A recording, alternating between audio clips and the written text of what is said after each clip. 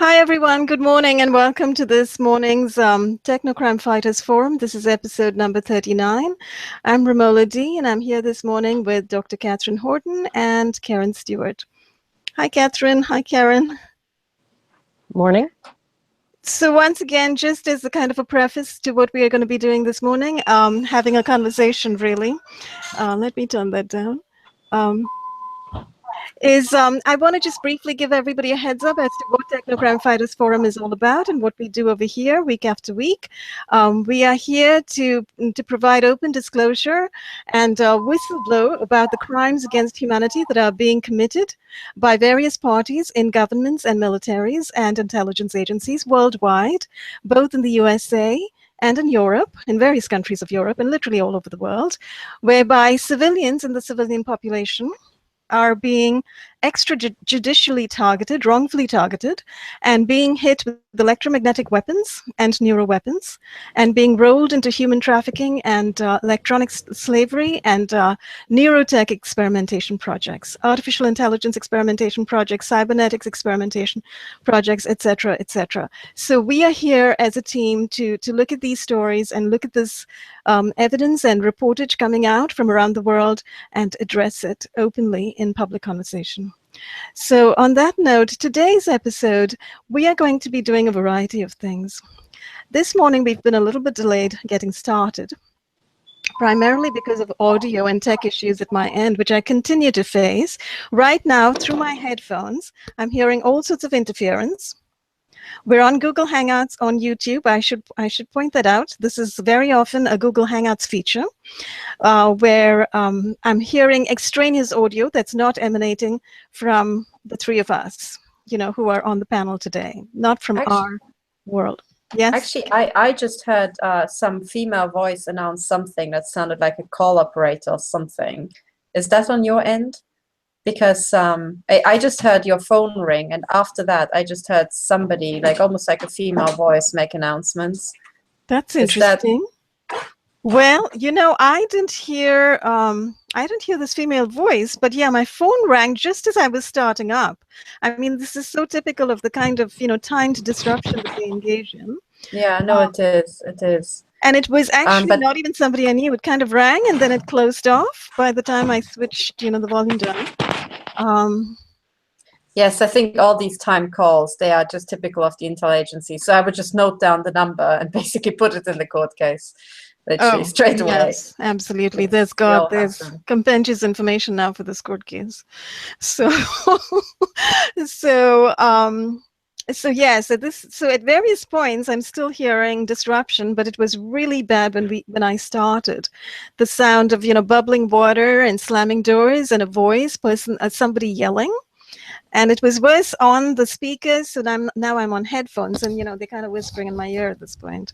So I'm going to plow ahead and just ignore it because this is absolute nonsense. It's very clearly disruptive and deliberately disruptive. So we're going to set that aside and keep moving forward. Did you have a suggestion? Yeah, now that we have this sabotage, I think we should also point out that, what Ramola now hears over the headphones, victims of the intelligence agencies who have an ear chip implanted hear this as voice to skull. So basically people just making noises, background noise, tones that they then call tinnitus, non-stop harassment, and the utter, how to put it, the utter idiocy of the intel agents who are broadcasting bullshit through this is just so unfathomable, really. So and let me actually take off the headphones and let you hear it for a minute, or they might go silent. Let me see.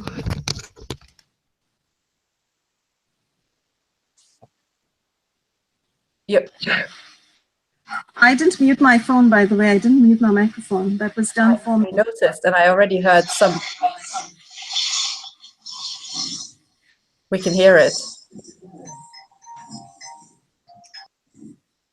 So this is what they're piping into my headphones. Now, if I didn't use the headphones, this is what we would be hearing throughout our conversation. So, it's a very good point to flag this up as a deliberate example of intelligence agency sabotage. Whoever is trying to sabotage us, is it the Masons? Is it, the the local Illuminati, the local Satanists, the local NSA, or just my neighbors who are being paid to do this. Whoever is doing this, who's able to get on my computer, and I should tell people there's nothing else open on my computer at this point in time, except another Google Hangout page with this particular video where I've muted the audio. So everything else, so this is not on my computer. No, this is classic sabotage, and we've announced before that when Ramola wrote an article about our colleague Dr. Millicent Black, who unfortunately today isn't on the program.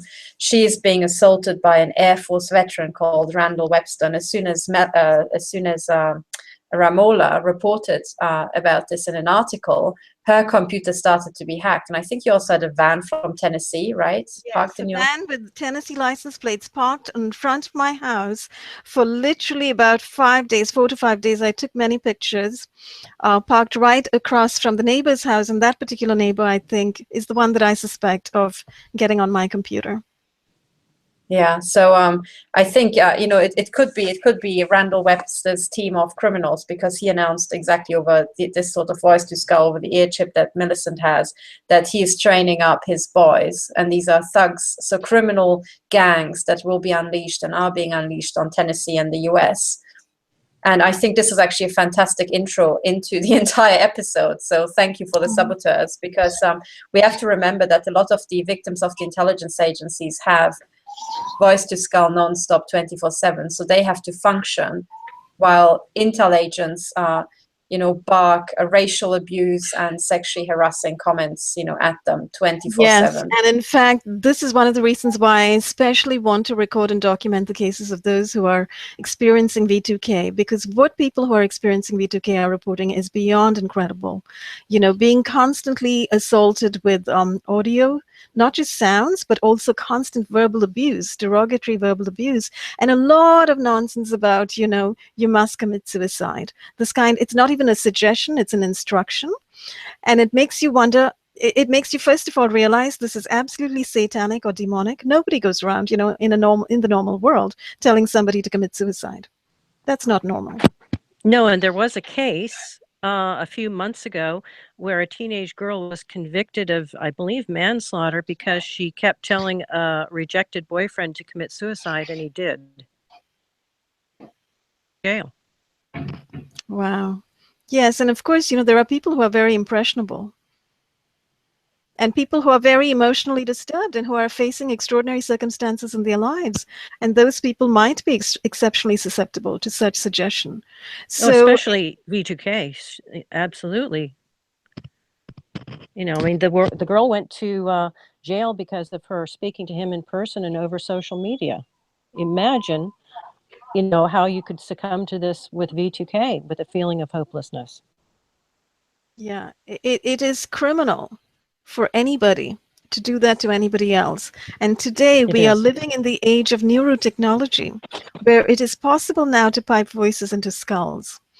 And this is yet another reason for people to speak openly about this technology, to have public debate about it, and to come to the point of banning such technology, which permits one person to physically and psychologically and mentally abuse another through piping voices and instructions and horrific abuse into their skulls.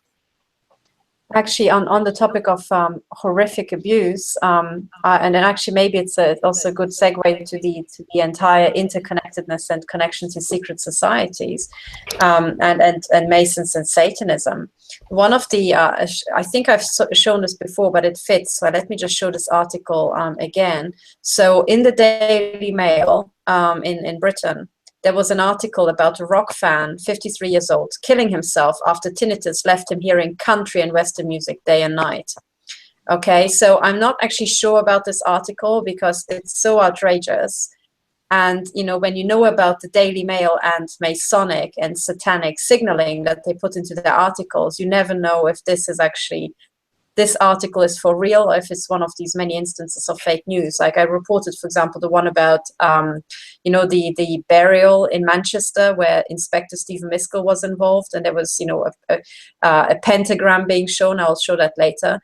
But here, you know, it starts off, and to anybody else, it would be a normal picture. But if you're sensitized, you know, sunglasses and crosses and anything, you know, set you off. But, you know, just taking news, it's still outrageous, because this is about a man, you know, who went to a rock concert, and after the rock concert, he heard painful ringing, buzzing, and whistling sounds that made even the sound of a kettle boiling and her breathing too much to take. Well, this sounds like audio amplifications, you know, through a chip in the ear. And then it said he also suffered auditory hallucinations that meant country and Western music played continuously in his head, depriving him of sleep.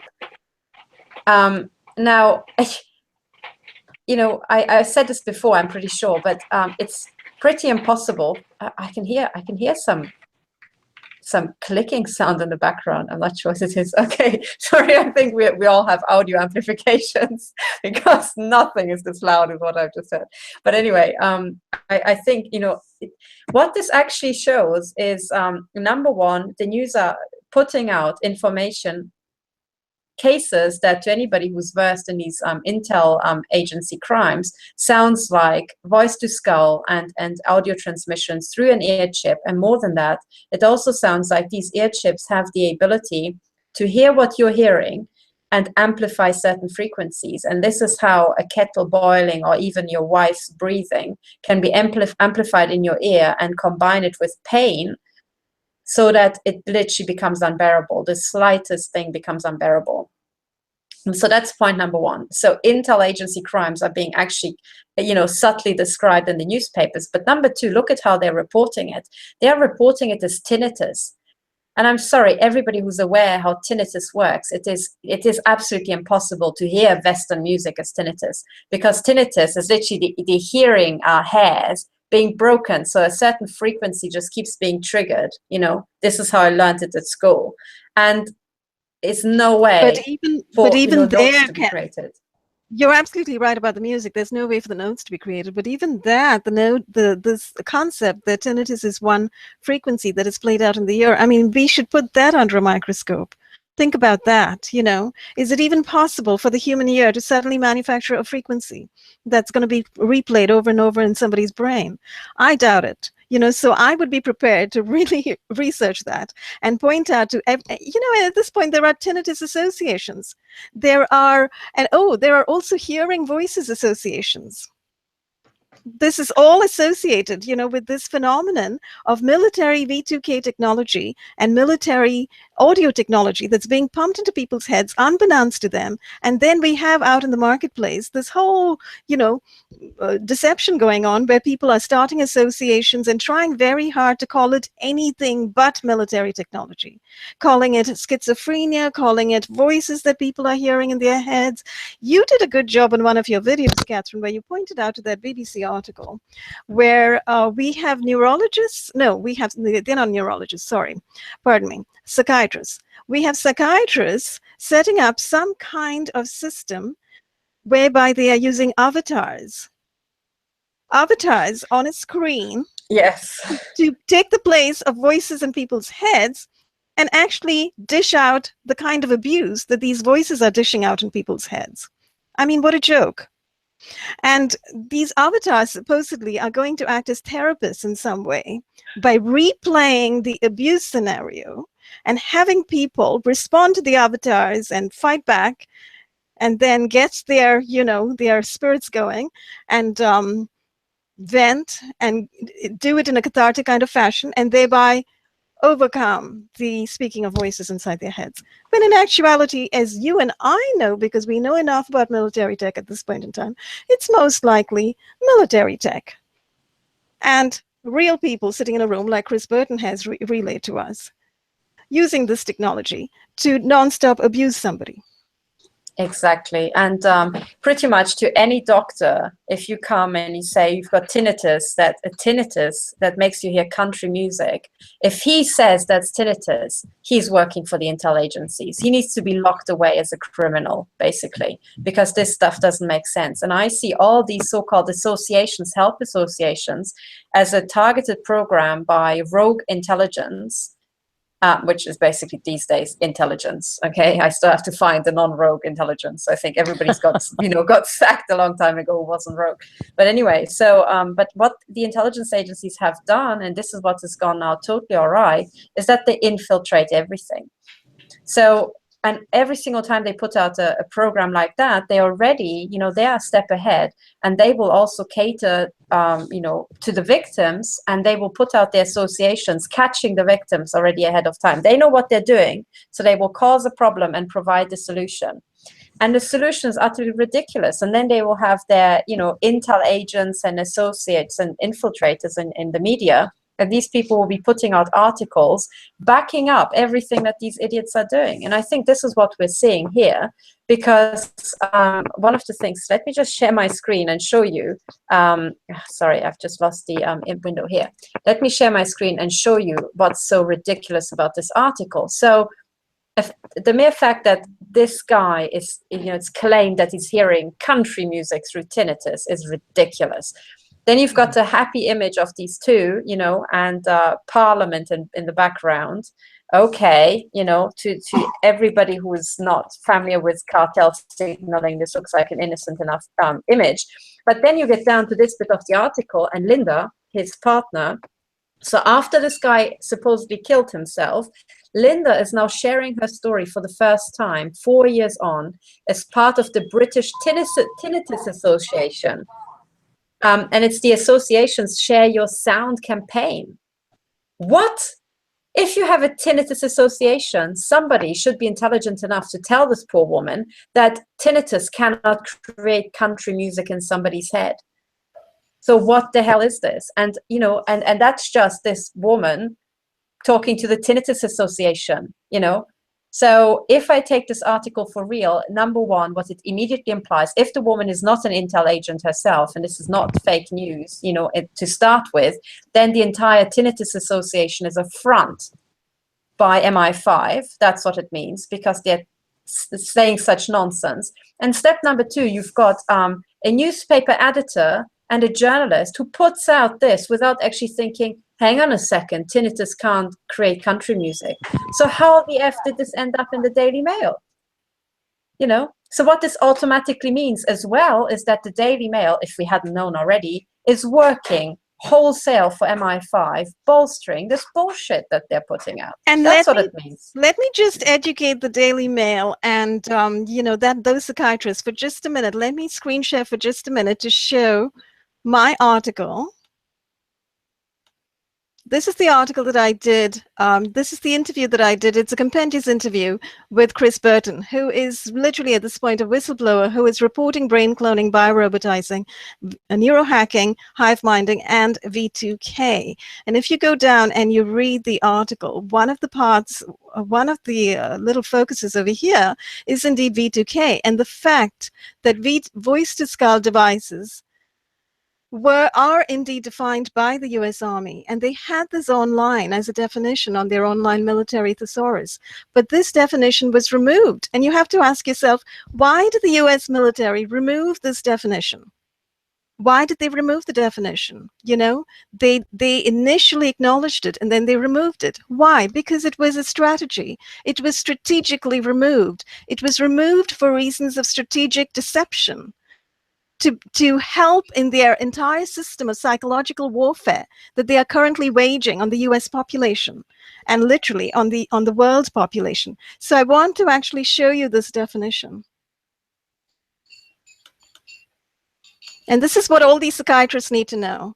Voice-to-skull devices, a non-lethal weapon which includes, 1, a neuroelectromagnetic device which uses microwave transmission of sound into the skull of persons or animals by way of pulse-modulated microwave radiation.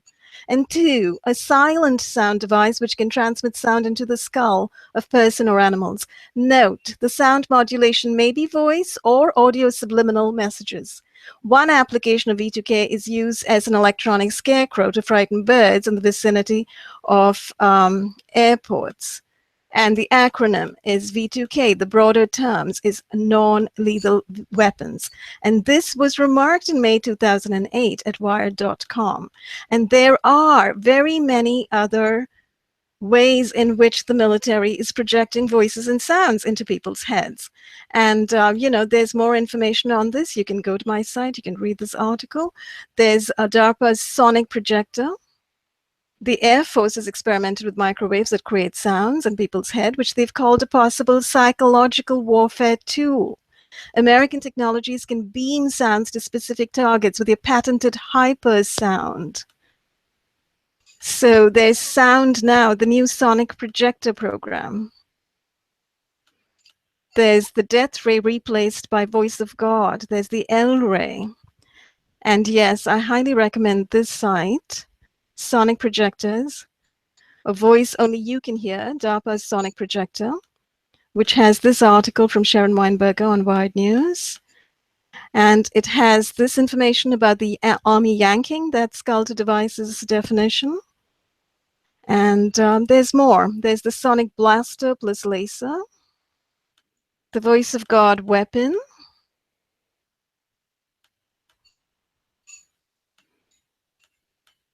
and PsyOps tech. So literally that's what this is. This is PsyOps tech, to put voices in people's heads. So, you know, and this is the audio spotlight, which kind of beams directional sound at just one small group of people. So this is very important information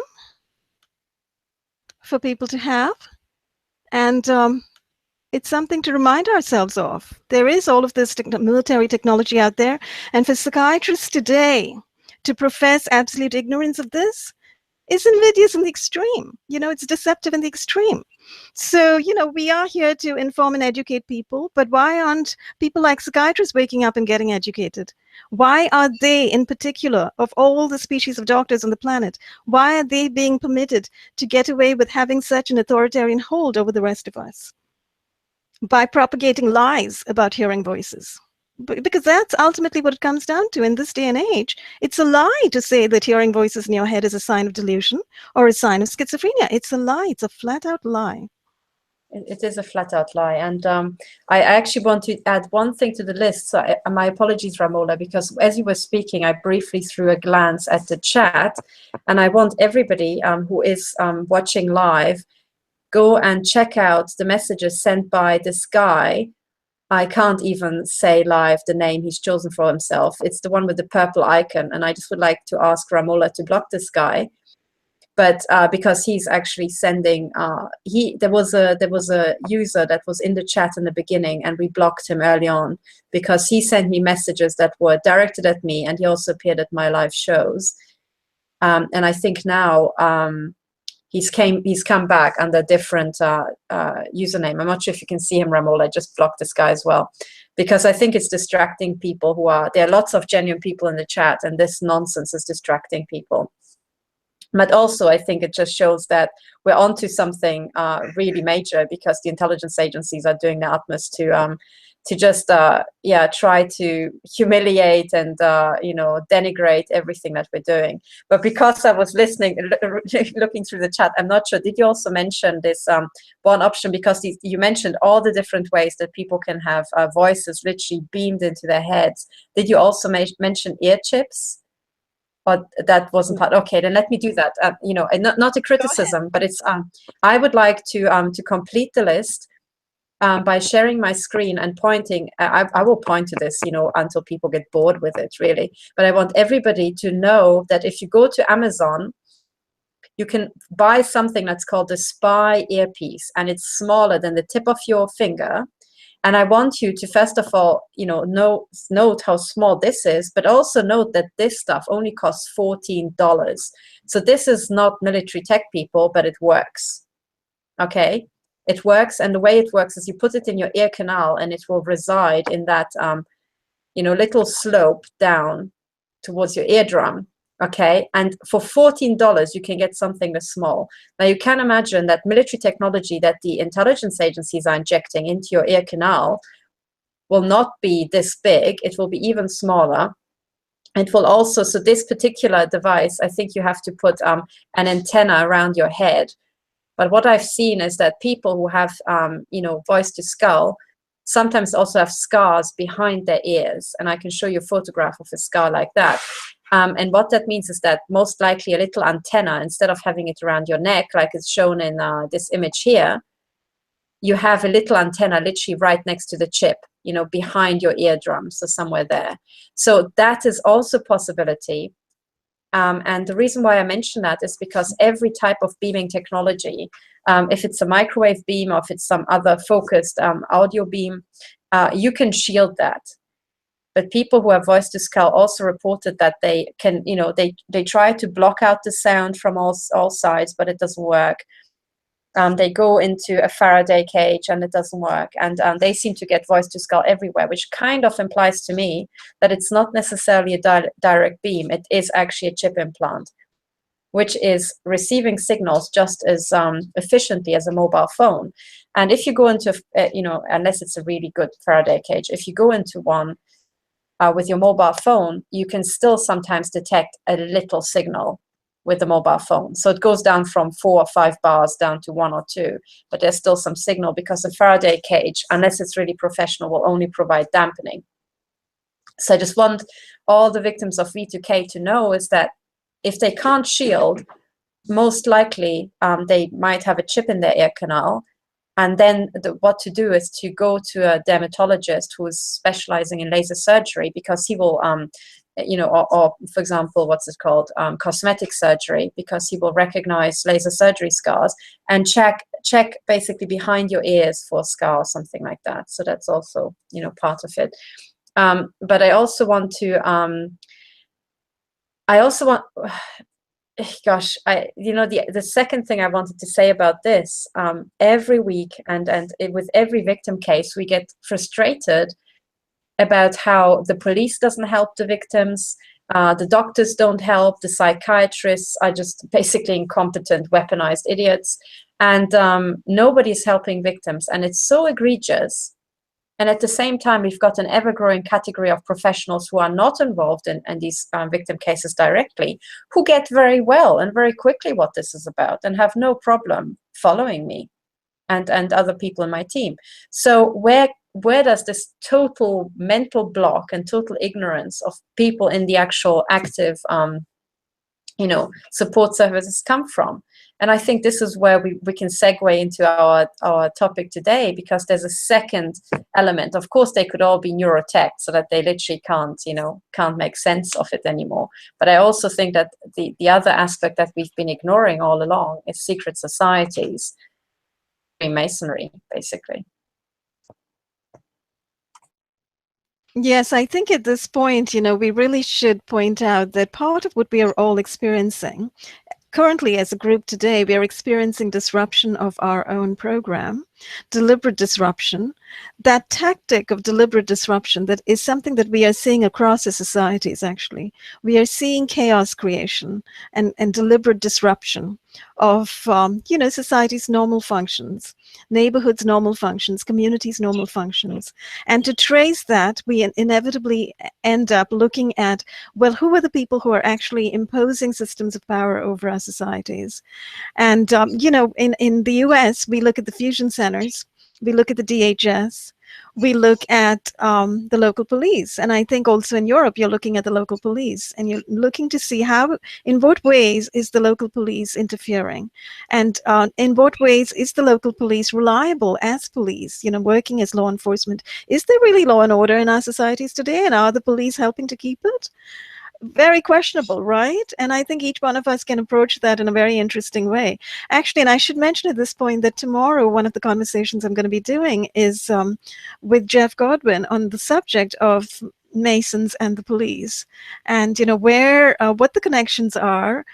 Are the Masons running the police, or are the police working with the Masons, and are the Masons just a wonderful, good, beneficial organization kind of helping society as they present on their websites? And as many people tell us they are, because that's historically where they came from. They came from this intention to help people, etc. So those are some of the questions we'll be discussing tomorrow. But to bring it to today, I'd like perhaps to talk a little bit about Melanie's case in Belgium, because in her case, as you know, we all know the story by now. Melanie had her baby in a hospital in Brussels, and then the next day the baby was taken away from her. She was separated from her baby for 30 days. And a juvenile court clicked into action, and currently that court is still holding her baby from her. And it's inexplicable. The whole situation is inexplicable because the people who recommended that her baby be separated from her were the Erasmus Hospital psychiatrists. And they worked with the local police. They actually called in the local police very quickly. They shipped Melanie to a different hospital in Brussels for a so-called independent psychiatric assessment, which did not ultimately function as an independent psychiatric assessment because at the end of the assessment, that particular psychiatrist wanted to return Melanie to the maternity ward, but was prevented from doing so by a timed phone call, after which he came back and told Melanie, the decision has already been made. You are returning to psychiatry. So clearly he was not an independent pronouncing his own judgment, because a minute ago he had just told Melanie, I don't see anything wrong with you. I think I need to return you back to the maternity ward. So we have that question, which we've looked at before. Whom did he get this phone call from? You know, which higher authority phoned him up and said the decision's already been made and she needs to go back to psychiatry? So that's where the question of secret societies, secret networks, secret connections, and secret relationships comes into play over here. And remember that when she was taken from the Erasmus Hospital to Bergman Hospital for this so-called independent evaluation, the police were called to transport her. And interestingly, there were good policemen mixed in with the compliant policemen in that crowd. And the good policemen actually tried very hard to get the psychiatrist to look at the physical evidence that there was no reason to transport Melanie. Basically, the reason that they were saying did not hold water at all. Basically, what the psychiatrist was saying is she was delusional because she was imagining that that an implant had been removed from her throat, whereas in actuality, an implant had indeed been removed from her throat. And obviously, when you talk about implants being removed, illegal covert implants being removed from people's throats, it implicates intelligence agencies who are the ones engaging in clandestine covert endeavors, such as sticking implants in people in the first place. Right? So because we are dealing with this scenario of covert action by covert intelligence agencies, covert action by police, covert action by psychiatrists, and covert action by hospitals, that's when we have to raise the question, who is involved here? Who is the higher authority? You know, and there's been information to the effect that Erasmus is a Masonic hospital, that the Masons are heavily active in Brussels. So then we ask the question, so how exactly do Masons become active? How exactly do they gain power? Are they in the police? Are they in the hospitals? You know, what are they doing? Yes, I think this is going right to the heart of the matter. As regards Hospital Erasmus, I have, and people who've been following the show already know, I was a witness. I was there during the cesarean section, and I've witnessed the criminal actions by the psychiatrists of Hospital Erasmus. I was lied to several times, and Melanie was lied to several times, and they have caused so much damage. Is absolutely incredible. But what was also pointed out to me by somebody who was helping us at the time is that the Belgian queen gave birth to all her children at that hospital. Now, one of the things that I think is a well-established fact is that the royal households, and certainly the men, are all part of the Freemasons by now. This is now the end result from a centuries-old infiltration program by the Freemasons to try to get all the royals on board and actually drag them into this sort of project.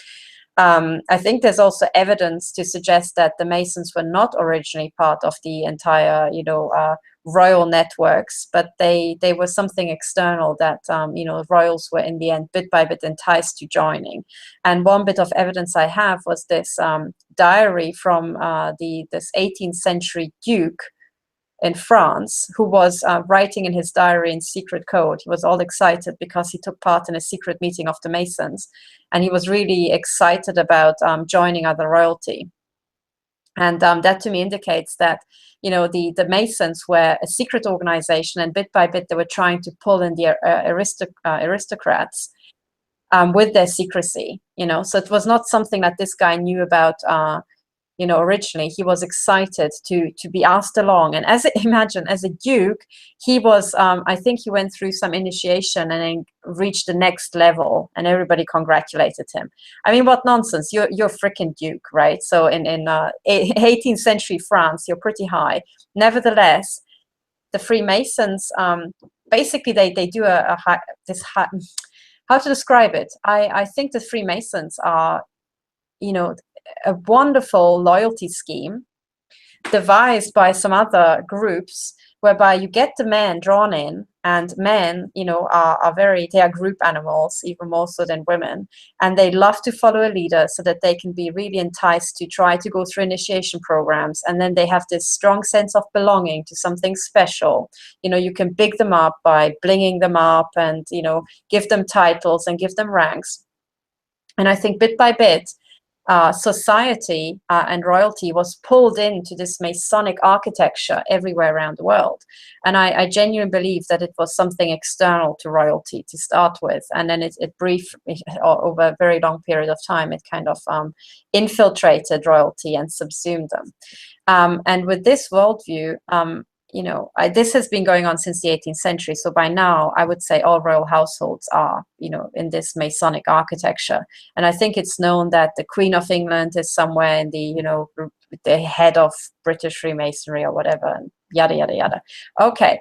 So when you have this worldview and you think, okay, the Belgian king is a Freemason, and you've got Hospital Erasmus, where his wife gives birth to all their children, you can be pretty sure that the hospital will be run by Masons. I think, you know, pretty sure. Why? Because the Masons are a secret cartel, and if you belong to that secret cartel, you would only trust people from that secret cartel. You know, these will be the insiders. And then for your own children, for the heirs of the throne, you would ensure that your cartel buddies, you know, control the entire hospital. So I think based on that, it's safe to say that Hospital Erasmus must be Masonic. And the other thing that's worrying is also that the Masons, bit by bit, were trying to get control files on politicians and so on. So they had this program of pedophilia and satanic, you know, ritual abuse and so on. And when when the war crime tribunal judge Alfred Weber told me that he heard many credible victim reports that the Belgian king is a pedophile, and you think, oh, my colleague has just given birth to a child at the Masonic hospital connected to the Belgian king, and they're trying to take her child away, you know, what's the conclusion? Yeah, it's really worrying and concerning. And, you know, especially when you consider what exactly has happened with Melanie's baby currently. So currently the baby is still being held by the hospital, and the time period for her being held there has been extended by the court system, by the juvenile court system. And during this time period, what's transpired lately is that there's been a heavy push by the youth aid working with the juvenile court system and by the child psychologist working for Erasmus Hospital to attempt to persuade Melanie to enter a mother and child psychiatric clinic in Brussels and permit herself to be observed over there for over a month or so. With the baby. Now, Melanie tells me, and other people tell me, that this particular mother and child psychiatric unit is really there for people who have severe problems, such as drug-addicted mothers, or people with heavy postpartum depression, people with real problems, alcoholism, etc. Now, as we know, Melanie suffers from none of these problems. She is highly responsible, highly competent, and she's not in any way mentally ill. But because of that wrongful diagnosis made by those initial Erasmus Hospital psychiatrists, based on their own ineptitude and negligence to look at medical evidence, which proved everything that she was saying, because of that wrongful diagnosis, now she's continuing to be seen as delusional by the Erasmus Hospital neonatology unit and the child psychologist working with the child. And thereby, she's continually being, not really persuaded, she's continually being pressured to go and take up residence at this mother and child clinic, which is absolutely outrageous. So that's sort of the situation currently.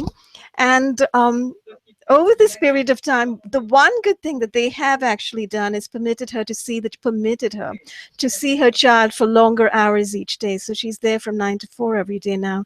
She's spending time with her baby. Her baby is bonding with her.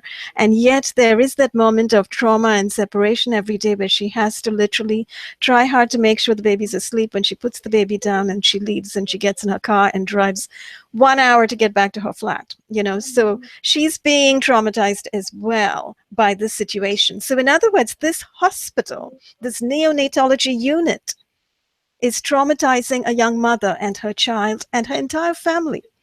Because the other egregious thing that, I've been told I can report at this point is that her son, her oldest son, 8-year-old son, who was initially offered visiting privileges for 2 days in the week, literally for 30 minutes each time, that was last weekend, his privileges have now been revoked. So now what's happening is he can't any longer see his own baby sister, whom he initially was so happy to see. We saw the pictures. You can imagine, little boy who was so happy to see his baby sister.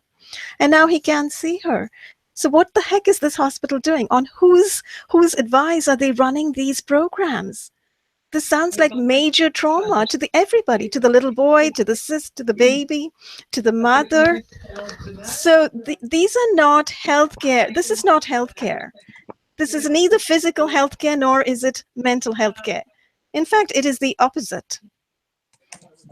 So then we have to ask the question, who is advising these people? Who is advising these doctors? Why are they running this trauma show? Absolutely. I'm just tweeting out the link to Hospital Erasmus, because people need to hear about this, and if they can at all, avoid ever going there, because based on what I've seen, I do not trust that Hospital Erasmus is safe for a mother to give birth in, because I saw the head gynecologist lie to my face repeatedly. I saw the psychiatrist lie to my face. I heard about them lying to Melanie. And these people are pathological liars, basically. And this implies that there's some criminal operation going on in the background. And as I pointed out in previous episodes, and I'll say it again because it seems trivial, but it absolutely isn't.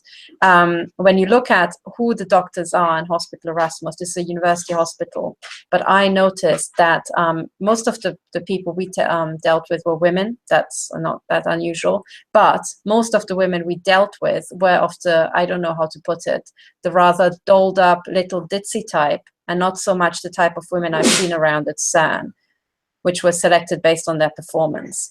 Now, this is way beyond coincidence. Melanie and I were joking about the fact that you could even tell the senior, probably psychopath's sexual preference by just looking at the particular, type of women that had been selected to be in psychiatry.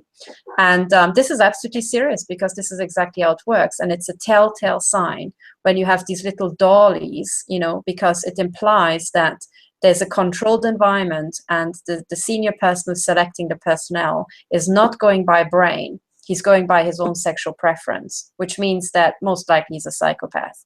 And based on what I've seen and how they are traumatizing Melanie, it fits the image. So the image I now have of Hospital Erasmus is that it is Masonic. I suspect it's connected to the pedophile rings. This is backed up by what one of the pediatricians told me, who just told me to calm down because it's not a big deal. They are taking children from their mothers all the time. And also the fact that it very much looks like to me that some senior psychopath is running the neonatal unit and the psychiatric unit. And that's also very typical. So when you have this Masonic infiltration, because they are this secret cartel, they will want to have control files on the people that they put into leading positions, so that they will have something ruthless about them, something that makes them, commit the required crimes that the Masonic crime cartel trusts them. So this is the image that's emerging, and it's truly shocking, I have to say. And, just to give you a little taste of what's happening right now regarding my audio issues, I appear to be plugged into Belgian intelligence or Erasmus Hospital, because there's like a whole group of people speaking in French now. Oh, really? This is fantastic. Can you pull it out so that we can hear? Your microphone has been muted automatically again. They did that.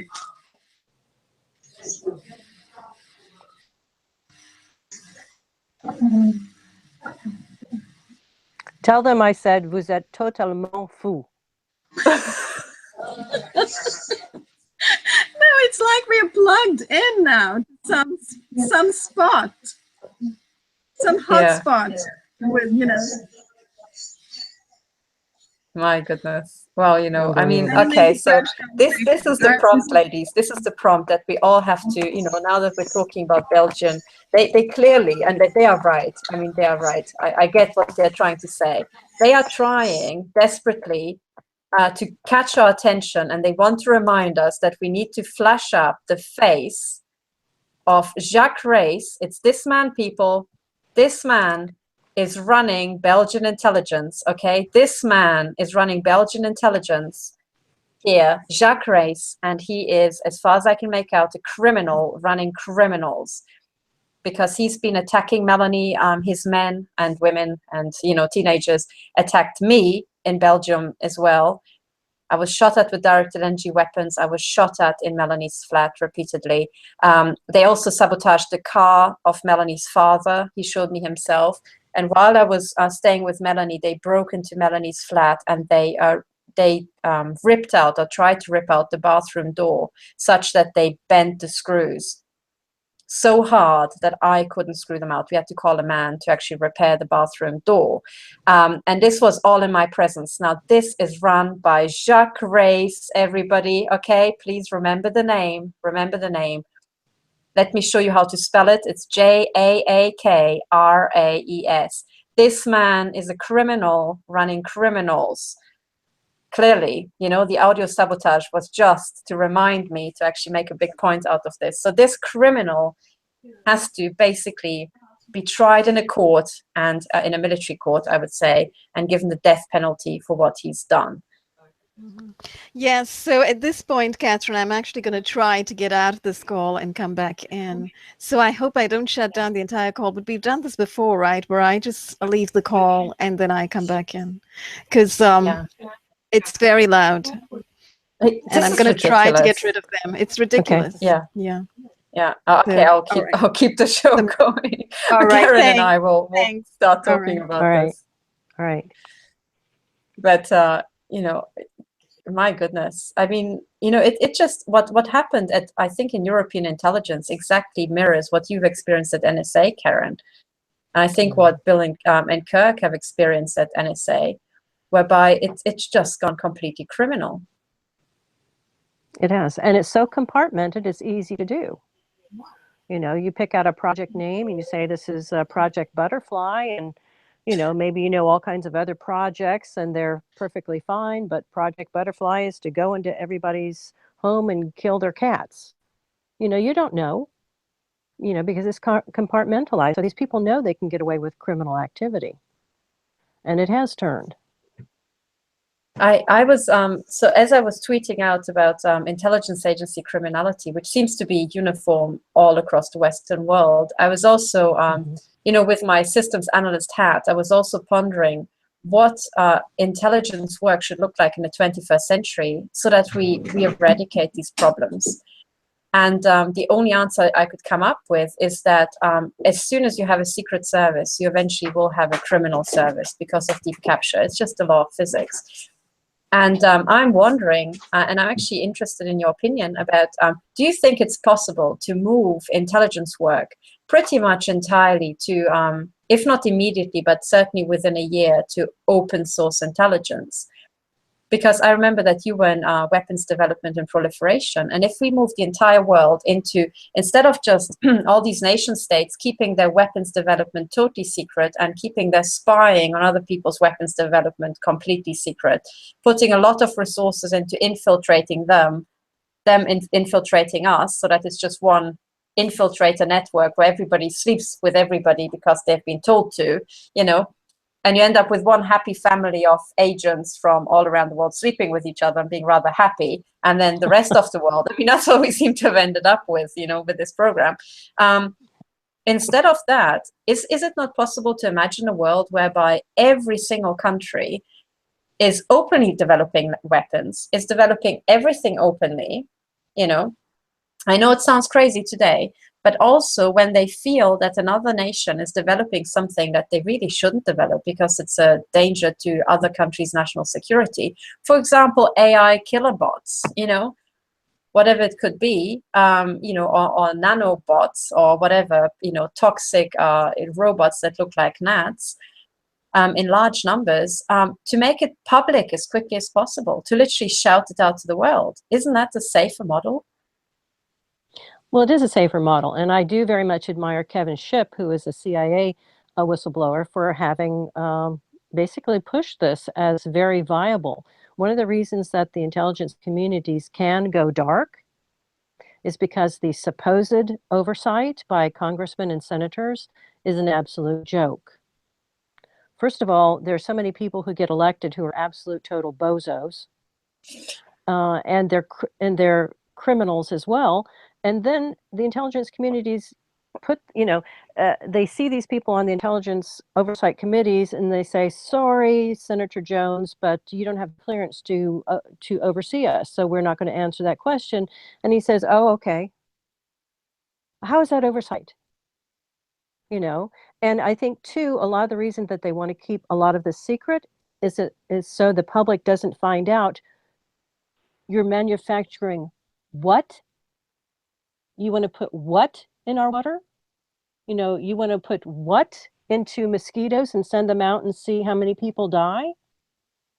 Yeah, I think we're at the point where our technology demands that it be open so that the public and intelligent people can oversee what it is these bozos are doing, you know, because in the back room, things look great to the psychopath who's all full of himself. But maybe in the light of day, he sees that, you know, maybe that's not a good idea. Maybe that will wipe out the entire Western world or the entire world. Or, gee, maybe this particular virus will kill every single woman in the world, and good luck having children after that. You know, so yes, I think for self-preservation, it's a good idea, actually. Now, whether it can be done in a year, I don't know. But I think that I would be certainly pushing for that. I mean, I saw an interview with President Putin, and he's not a wimp, okay?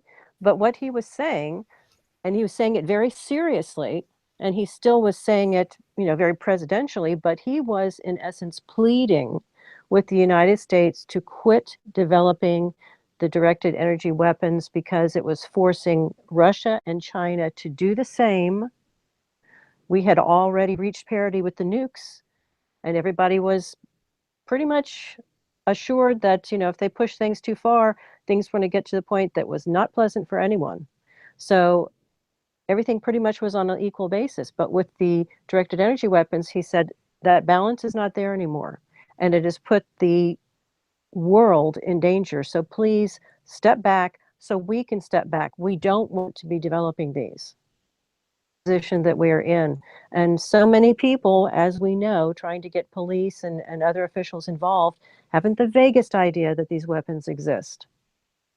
So if we can bring them out into the public and have people say, oh no, take these and burn them. You know, this is not something you should be allowed. You make a garage version of this, you go away for life.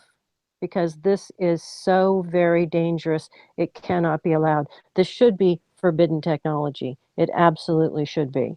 And there are other things that we probably don't know about that fall into that category as well. We've gotten too smart for our own good, and our human morality and frailty is not up to handling these devices. It really isn't. So there should be a forbidden technology category, and it should be stringently enacted, you know, to basically take these weapons out. And if the people insist on trying to bootleg mate them, put them in prison. It can't be allowed. And you know, this is sort of very much like what's going on currently. There is a move afoot by artificial intelligence researchers to ban lethal autonomous weapons. last Saturday's show on. I'm researching it a little bit and trying to find out more about it. And it's fantastic. So the last 3 years, there's been a real push to put forward this ban. To ban, literally what they're trying to ban is killer robots, autonomous drones, killer machines. But from the defense industry and military industry, there's a huge argument that this is actually going to lead to more efficient killing, or targeted killing, etc., and save collateral damage, save civilians from being hit, etc., etc. So there's a big argument going on, and literally this is I suspect going to be a long struggle. People are standing up and asking for a ban, and it's interesting to me that there is no connection between this movement to ban lethal autonomous weapons and electronic weapons. What you are just pointing to, Karen, as a great need for. There is a need for people to understand the capabilities of this highly sophisticated weapons technology that's emerging from the Joint Non-Lethal Weapons Directorates from Europe and elsewhere. These weapons, these are directed energy weapons, they're electronic weapons. They're microwave weapons, they're pulsed energy projectiles, they're laser weapons. They're not just being directed at systems, computers, buildings, and other things like that. They are anti-personnel system weapons. They're actually weapons against humans. Terrible. They're like blinding lasers. Blinding lasers, there was a move to ban blinding lasers, which ultimately went through. So now blinding lasers are banned internationally. So there needs to be a concomitant movement, it sounds like, to ban these kinds of horrific non-lethal weapons. And somebody needs to, come forward and start this movement and get this going. That's one thing. And then there's neurotechnology, which we know all about, because that's almost, well, it's hard to tell which is worse, really. Is it worse to, create radiation burns on one's body with these deadly non-lethal, so-called non-lethal weapons? Or is it worse to psychologically and mentally traumatize and abuse somebody with neurotech and putting holograms and images and voices and sounds into people's heads constantly? So that argument, that conversation needs to be had publicly as well. So I'm really grateful that those scientists are doing this campaign, running this campaign to ban laws or lethal autonomous weapons. But we need a concomitant campaign to ban destructive anti-personnel weapons from the electronic weapon world and from the neurotech weapon world. Yes, I was just going to point out, we've gone from these toys, for the battlefield to somebody saying, oh, this would make a great way to assassinate somebody without even getting in trouble. We can assassinate somebody in a country we don't like and they'll never know we did it. And then somebody else says, well, if we can do that, if we can assassinate an inconvenient person in a foreign country as an enemy, then why can't we start to assassinate inconvenient people in our own country? Maybe politicians we don't like, maybe whistleblowers, maybe the next door neighbor whose shutters are blue and I hate blue. I mean, that's what's happened, And so these things need to absolutely be banned because they cannot be controlled. And even though some of the meters measure them, they're not commonplace. People don't know how to read them, and it's very difficult to get them. And even if you have a meter or 2 or 5, it's not guaranteed they can measure anything that they hit you with. So it's next to impossible to prove. And we've seen that with the stories out of Cuba saying, well, these people claim that this and this and this happened to them, and we think it might be sonic weapons, but we don't have the proof, one, because they didn't have any type of measuring device with them when it was happening to them. But these measuring devices and the capability of measuring various types of these weapons is just elusive at best. You can get a good reading and then you show it to somebody and they say, well, I don't know what that means. And then what do you have? You have to find that one person who will say, oh, this means that there's an electromagnetic field in a place that it shouldn't be this high at all. And then you've got to have people figure out, do they believe that person or not? Do they have the credentials to say? But like I said, this is just it's a technology that will destroy everything if they don't get a hold of it and stop it right now. They've got to. Or this is an extinction level event. There is no making mankind better. There is just making mankind not exist. That's the only end to this that I see. Yeah, I think you're absolutely right. And I think the weapons we are dealing with here, so this is highly asymmetric warfare, which means you can create a lot of damage. So it's highly nonlinear. The damage, the collateral is highly nonlinear. So with very little investment, very little triggers, you can just devastate so many people. And I think so. One electromagnetic weapon can kill so many people by stealth because it doesn't leave any bullet holes. Neuro weaponry is even worse because it gets into people's heads, so it's non-reversible, and also, as I understand, it can affect very large numbers of people. And just to put it into context, sorry, I had to go out of this screen a moment ago because they set off I've got chips in my nasal canal, and they just set them off to make me sneeze, and I can feel that it's artificial. But as what we are dealing with now is that this is weapons technology, this is military technology. And the entire knowledge of how to implant people covertly has been built up by the intelligence agencies. And now we have people like me. I have now lived for 2 years, and it's getting harder and harder to function because bit by bit they are setting off all the many chips that I have in my body. And I think they have been implanted over a number of years. And I think at every single time they use their teenage degenerates to train them up how to break in and do quick laser surgery. And I think this is why it's staggered. So they always have new batches of, degenerates that they want to train up. But the fact of the matter is that now my entire head, my nasal canal, even the ceiling of my mouth is loaded with chips. And they are just, basically they can torture people remotely. Well, I would go back to the report that Romola was working on, where a person woke up in surgery who they didn't imagine would wake up and heard somebody say, oh, we've been given the go-ahead from the Pentagon to insert a level 5 torture network in this person. Well, that person didn't go in for a level 5 torture network, did they? They went in probably for, a gallbladder surgery or something like that, and innocently received a torture protocol. Why? Was she or he an enemy agent? No. He or she was an experiment. What gives any right to any government to use their own people as an experiment? For the greater good? No. No such thing. If you harm, this is the American philosophy, if you harm one individual, if one individual is not safe, then none are. There is no sacrifice one for the greater good, because you don't have a right as a government or a human being to say we're going to sacrifice anybody unless you're volunteering. Then you have that right. But I don't see anybody volunteering. I'm so glad you brought that up because, we need to give a heads up to the U.S. military that this is not acceptable. It's not tenable, not with the U.S. populace. You cannot experiment on the American populace, and yet you are. And so I think the U.S. populace needs to stand up and say, this is BS. We have to stop it. You have to stop it. Because when you say, look at what the function of what the government and the military is supposed to be. They are here to supposedly represent us, and they're supposedly here to protect and defend us.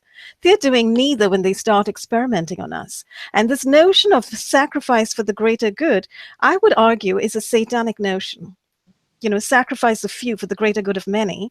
And I would also argue, from knowing what I know now and learning what I'm learning, that there are indeed Satanists in our government and in our militaries. And this comes right back to what we are talking about, these secret societies, these Masons and Satanists who are working behind the scenes in our top intelligence agencies, in the security services, in the government, and running these programs. They've been allowed to get away with these programs. They're not just running surveillance in the population, they're running assault and battery on the population. And they are running these kinds of weird experiments, Mengele-style experiments.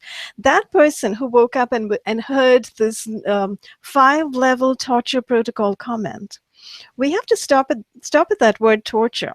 When did torture become experimental? When did torture become accepted experiment? In any kind of healthcare situation? I don't think it is. None of us know. We know it's not. You know, it's obviously not.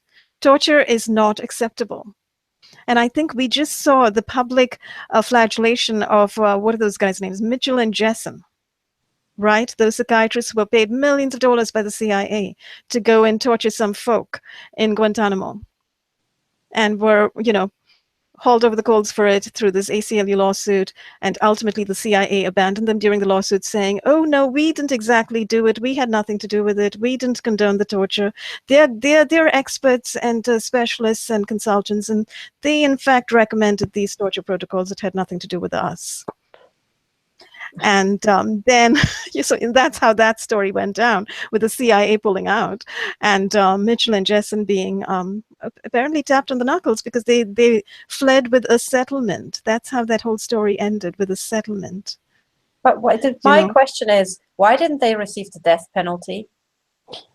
Why didn't they receive the death penalty? That's what I want to know. It's like, what exactly did they get? Like a kiss on the cheek and a free blowjob? I mean, that's what it sounds like to me. What's a slap on the knuckle? You know, no, these people need to go. They need to go to jail for life because they're psychopathic degenerates. You know, in fact, they have to go to psychiatric unit themselves and be locked up. You know, yes, I'm sorry, I'm so angry about this. Actually, yes, we could argue that it's a sign of mental illness for one human being to torture another human being. Absolutely, and what these guys did. Sorry. No, I was going to say very quickly, and it wouldn't be the first time that a psychopath went into the field of psychiatry to better aid himself or herself to hide that psychopathy. Like, absolutely. And I'm when I just hear these two names, I get so angry. And also, I think everybody in the full chain of command at the CIA also needs to go into jail for life. Because what's this thing? The CIA, out of all things, the all-seeing eye, didn't see what they were doing. I don't think so. Are you telling me that two civilians can just, you know, tell the CIA what to do and they're like, oh, we didn't know because they had like a PhD and stuff? I mean, what? How can? And also the judge who let this pass, put him into jail as well for life, because none of this makes any sense. Nothing makes any sense. And I think we got recalibrated to thinking that, you know, allowing these people to just ride roughshod over our justice system and our logical thinking is okay. That's correct. This is exactly what happened with MK Ultra and the Church Committee hearings. Yeah. Nobody was prosecuted. The CIA was not prosecuted. So all those deadly Mengele-style experiments that were begun in the 50s are continuing to this day, thanks to what happened with the Church Committee with the 1970s, with letting the CIA go scot-free. Absolutely. And, you know, there's so much to be said about this. There's tons to be said about everything, which ties in right with this today's topic of secret society, Satanism, and Freemasonry. Because even like, you know, let's analyze that situation of this guy waking up during an operation and then hearing this sentence. Now, as a data analyst, my first question is, what are the chances? You know, because number one, people don't just wake up. People have literally their wake state monitored nonstop, exactly so that they wake up. You know, if they wake up and they are not in agonizing pain during an operation, it means that they woke up under controlled conditions whereby they're conscious, but they're not, you know, screaming in pain. Now, that's a very specific way of waking up. It's not just a mistake. So this is a waking up by intent. Okay, so he was made to become conscious during the operation so that he could hear and not feel the pain, so that he could focus on what he heard. That's what I'm reading from this. And then he woke up, and then these doctors who were operating on him did a little street theater spectacle where they said this sentence. Also the other stuff of, oh, we got permission from the Pentagon. Like what? During the operation, you're holding your mobile phone, you're talking to the Pentagon? Or we just got, I don't think so. You either have permission to do this as a program or you don't. So what this actually is it's a satanic ritual to humiliate the patient, to give the people who are doing this operation a kind of a satanic, sadistic kick of, oh, we've got power over you. You're the patient. We're doing this to you. And now, look, we're so important. We have to name call the Pentagon. We have to. It doesn't make any sense from start to end, does it? Unless it was actually a satanic ritual. It definitely has all of the hallmarks of some kind of weird ritual over there. But it could also be that these people who are doing this, because we know, by the way, that they are implanting people in hospitals. I think all of us here, have the implants to show for it. We know that we ourselves have been implanted, and we know to some extent where we've been implanted, or at least we know where some of these implants have occurred, maybe not all. But people are indeed being covertly implanted in hospitals. So the question is, how exactly is that transpiring? Is the regular doctor engaging in the implantation, or is the regular doctor working with somebody else to do the implantation? Is a CIA surgeon stepping into the room and doing the implantation? And there is a connection in this country in terms of the ways in which the laws have been, completely twisted to make this possible, such that people under surveillance now can be experimented on by the military, and people under surveillance can be experimented on by the CIA. Okay, so there is a possibility that the person who was in that room getting ready to do the implantation then was accosted, or not, was accosted by this person coming in and saying, I've got, I think a letter was waved about saying, I've got a letter that says I can go ahead with the 5-level torture protocol from the Pentagon. So the Pentagon, we should remember, we're talking about Black Ops, Pentagon, above top secret, etc., because this is not something that's spoken about in the public domain, as far as I can tell. So Black Ops Pentagon sends around a letter saying, yes, this person can be experimented on. This person can be covertly implanted. Implant this person with a wireless body area network at our 5-level torture protocol. So we can use this person for, and remember, the word torture inevitably connects with the word CIA and the word MKUltra. So we can use this person for trauma-based mind control, remote behavior modification, and remote neuromodification, using electromagnetic weapons and neuroweapons. Again, CIA, MKUltra, Sub-Project 119, the use of EMF, etc., etc. So that's the connection, you see. To me, it seems the CIA is very, very much involved. And it also seems to me the CIA and the Pentagon are working hand in hand in these Black Ops arenas. Yeah, well, absolutely. And by the way, when I get angry, I wasn't getting angry at Karen. I'm getting angry at this entire topic, because I'm actually really glad she brought up this example, because it has so much material.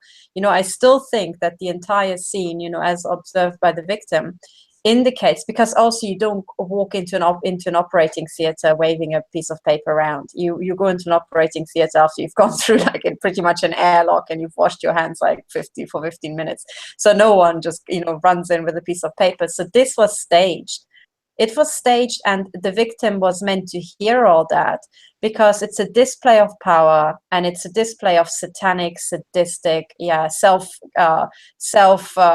gratifying nonsense by these idiots. It's just, when you analyze it psychologically, it's just so male.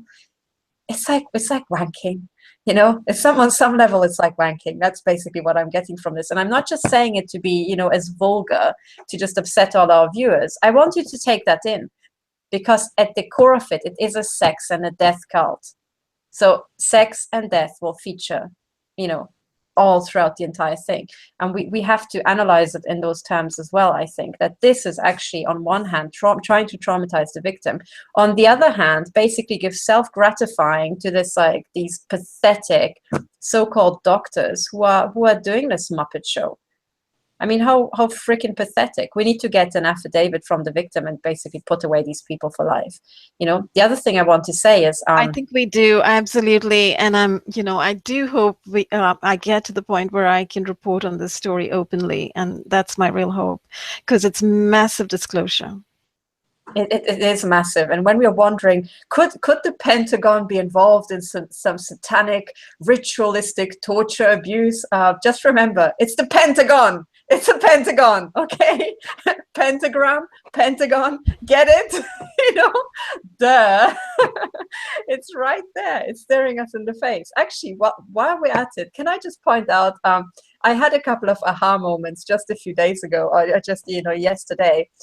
Last time, or the time before, I was banging on about all these satanic pentagrams in the flags everywhere around the world. And I am going somewhere with this, but let me just share my screen, because the aha moment I had, let me just bring up these. So I pointed out that, first of all, you had, the pentagram in the Russian flag. And, I listed a bunch more. You also have, I also pointed out that you know, the US flag has 50 pentagrams for the 50 satanic states that were taken over by the Freemasons. So you have this as well. But then I also, by chance, I you know, had a look at the East German flag. And suddenly looking at it, I thought, hang on, is this not a Masonic compass? Is it not the Masonic compass right here? And then remember what Seven from the UK said about the corn dollies being featured when they burnt out that high rise. With they, I mean MI5, when MI5 Yes, said, absolutely. You know, yeah, the corn harvest, significant. the corn harvest, exactly. And the hammer typically stands for smashing stuff up. So when I look at this, to me, it reads like this is East Germany, where the Freemasons are going to smash up the place and then harvest it. Get it? And Could very then, well be, my goodness. and then when you go back to the Russian flag, this is the USSR. To me, it reads the Satanists are going to smash up the place and then harvest it. You know, it's Raise right it to there. the ground. Exactly. Exactly. And we have the tools for smashing stuff up, and we've got the tools for harvesting. It's there. It's right there all along. Mm-hmm. And you know, if you listen to Eustace Mullins, whom I've been listening to lately, he basically talks about the whole New World Order as being, you know, communism that's being spread across the world and is being brought to America. So the fact that there may be 50 pentagrams on the American flag would suggest that, you know, communism is actually here big time or coming here big time. Oh, absolutely. And as somebody who has experienced communism, I can tell you that all elements we had there are present. And talking about communism and Satanism, let me just share my screen and point everybody to the a fantastic speech by Christopher Story. That's the pen name of Edward Hull. Christopher Story is talking here about Lenin's satanic world revolution. This is on YouTube, and it's really worth listening to. It's phenomenal. So this guy was, you know, he's one of my heroes, and he was murdered in 2010. And he, I previously spread his videos about EU corruption, which you can also find on YouTube. But this is very, very good. What he talks about there. And another thing I would like to point out. So we already discussed how you know, communism was satanic, and that's what he's talking about. But I also would like to point out that this here with the big pentagram in the background is actually Hitler's dining room in the Wolf's Lair in Berchtesgaden. This is Hitler's dining room, and it has a big fat pentagram right there. So, you know, we already heard about the Nazis and their links to the occult and all that. So Satanism, again, played also a role with the Nazis. And when you can see that Satanism and the Masonic networks are the recurring theme in communism, in Nazism, all throughout, they're still featuring now in the US, exactly the same thing. You realize that Nazism, communism, and capitalism are just rebranding of the same Masonic, satanic, what to call it, world revolution that's still rolling. And Zionism, let's not forget and that. Zionism. Because the Zionist empire apparently, or the quest for Zionist empire has replaced the quest for British empire. Yes, I think that's pretty accurate, and I think this is exactly what goes to the core of it. It's you know, and for me, Satanism is like a fetishization of psychopathy. That's what it is. It's totally insane, totally pointless, totally mentally ill. But it's very sadistic, and it wreaks havoc around the world. And I think it's very destructive. It's a death and destruction cult, and it's, you know, it's all about sacrifice, abuse, and destruction and control. And you know, it's connected with money and the greed for power and wealth, as we know. And that's where, you know, central banking, the Wall Street bankers financing Hitler, etc., all of that seems to come into play. One of the things Eustace Mullins said that I thought was very interesting, actually, about that was that he said the world Zionists, you know, whom he portrays as a very powerful and wealthy contingent, literally hired Hitler to do what he did, you know, to sort of promulgate Nazism as this primary thing. And one of the other interesting things he said about, you know, the the Jewish people who were killed in the Holocaust were that they were the good Jewish people who were against Zionism and against empire, but they were taken out, you know. So and that the Zionists were part of the ones taking them out. So horrifying information, but I find Eustace Mullins to be a wealth of information, an incredible researcher. I highly recommend that people go to YouTube and listen to his videos and talks and read his books, you know. So he's the author of Secrets of the Federal Reserve and many other books. See, I actually on this topic, I'm trying to bring up one. So actually, maybe I can see the. So YouTube is giving me trouble now. But one of the books, maybe I can find it on Amazon, because actually it's very interesting. Because some people call it the Zionist, New World Order, and Zionist networks and Zionist, world conquest and so on. And other people call it Masonic, other people satanic. And I think these are just different brand names, and they are just banded about, to sell the same product to people under different product names. Hang on, let me just find. So what I'm trying to get at is that. Yes, here it is. Okay, so I found the book I want to show you this because it's very important, talking about Christopher Story, one of my heroes. He wrote a book. He's an excellent writer, really. But the book that he wrote is, this one is so hard to get. It's like $416 on Amazon. And in Europe, on the German version, it's like over 1,300 euros for a book. Katherine, you can get it free online. I've got it online. You can get the PDF online for free. Thank goodness. I don't have the money. I have it on my desk. I started to read it. I haven't finished. Fantastic, because actually I wanted to read it. And what he called it, so the New Underworld Order. So he clearly knew about the New World Order, obviously, right? But he's right, a new underworld order. And he calls it the triumph of criminalism, the global hegemony of Masonic intelligence.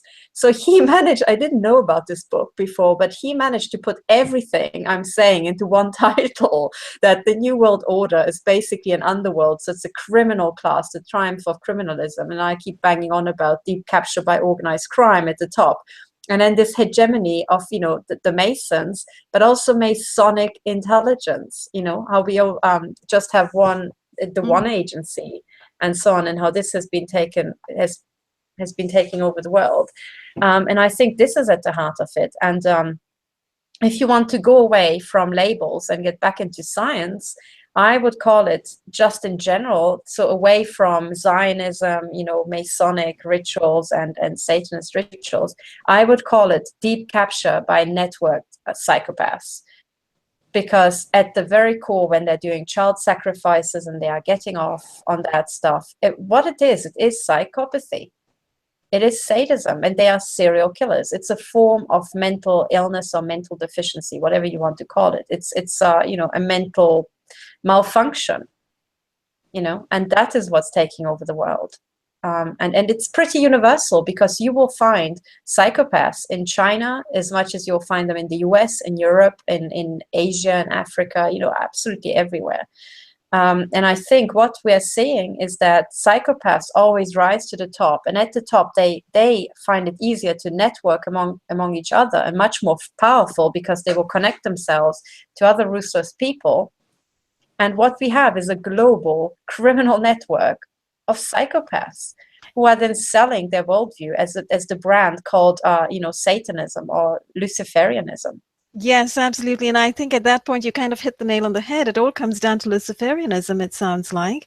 There is another great book called Tavistock Institute, Social Engineering the Masses by Daniel Esterlin, which looks across the whole range, the panorama of the many different forms and names and species and labels of psychopaths who are running these operations on the rest of us. So between the two of them, I think we actually need to take some time to research and read these books. I just start these books and I don't have time to finish them, but I actually have to read them.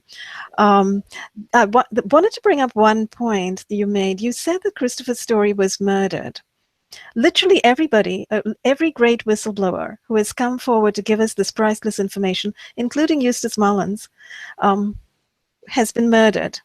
And talking about murder, very recently, just this morning, we were talking about the death of Dr. Dean Lorick. I'm forgetting his last name. He is the doctor who went to Haiti to try to help the people of Haiti, and discovered that a great deal of money that supposedly should have been, his name is Dr. Dean Lorick, money that should have been given to the Haitian people by the Clinton Foundation, which raised billions of dollars for them in the aftermath of that horrific earthquake, etc.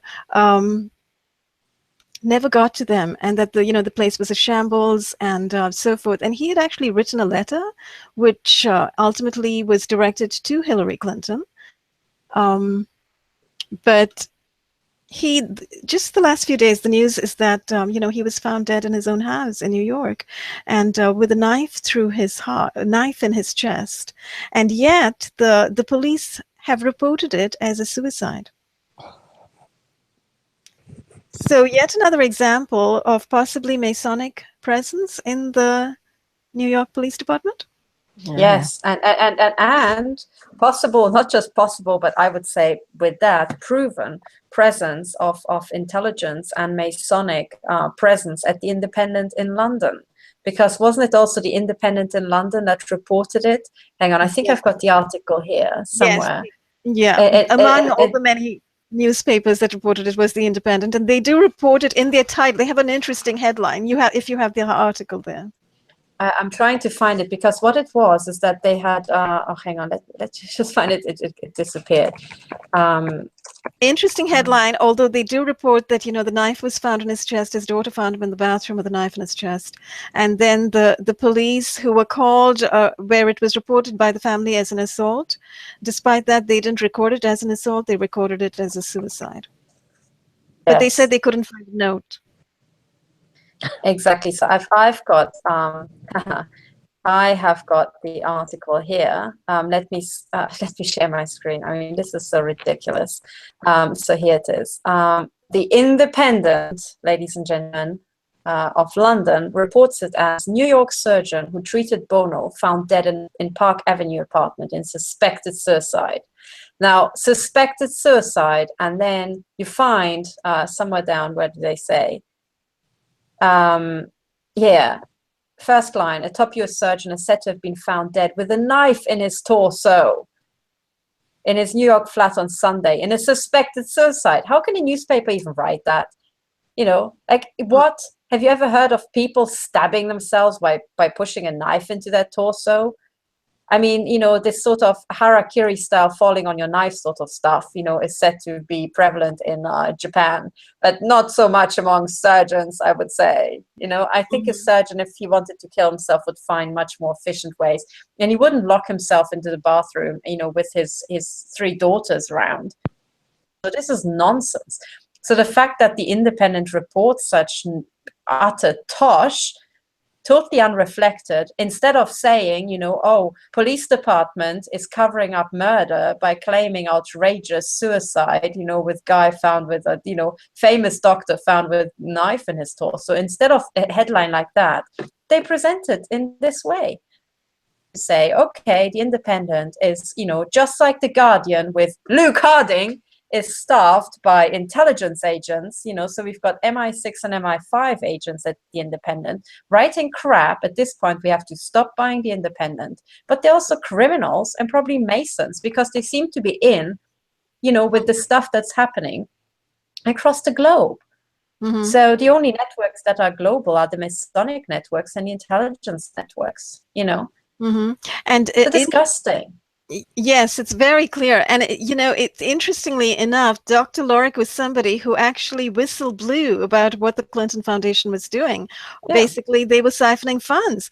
According to him, 0.6% of the donations granted by donors to the Clinton Foundation, only 0.6% ended up helping citizens of Haiti. 9.6% ended up with the Haitian government, and the remaining 89.8%, or $5.4 billion, was funneled to non-Haitian organizations. And this information was, emailed to Hillary Clinton's chief of staff. So that email is now in the WikiLeaks archives, and it can be read online. And it really spells out the horrific conditions on the ground, as well as his article that he co-authored for CNN. This is horrific. I mean, isn't it satanic when you read the newspaper article and there's a guy was murdered and the newspaper journalists are playing stupid? Isn't that satanic? Isn't that in itself already a satanic ritual to humiliate the family and humiliate the dead? Mm-hmm. That's what it seems like to me. And it's so disgusting. I mean, now that we're talking about the Masonic infiltration of the press, right? Maybe let me just, what was it? I think it was also the Daily Mail. Now that we're talking about, oh God, yes, here it is.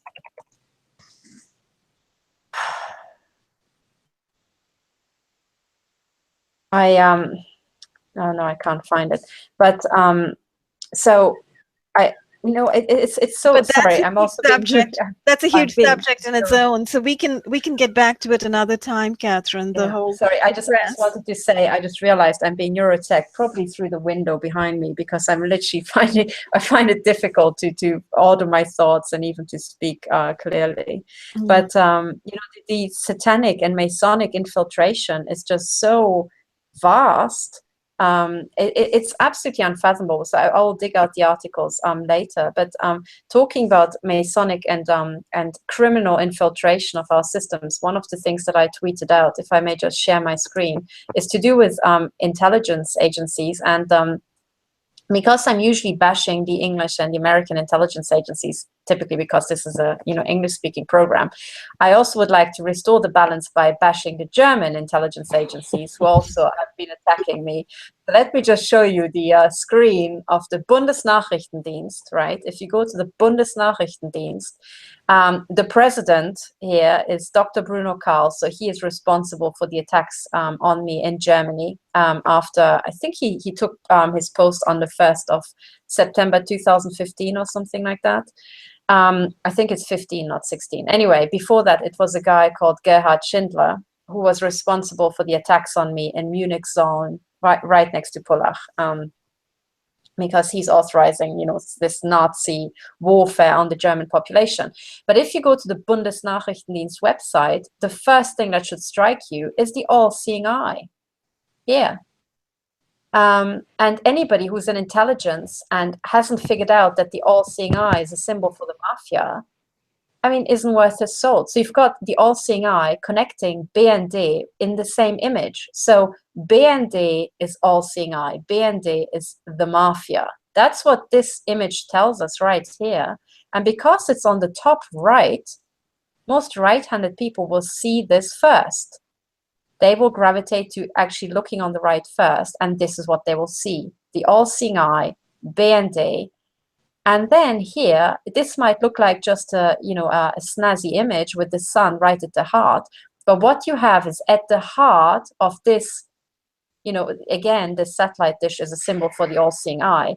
And at the very center, you have the sun, as in sun worship.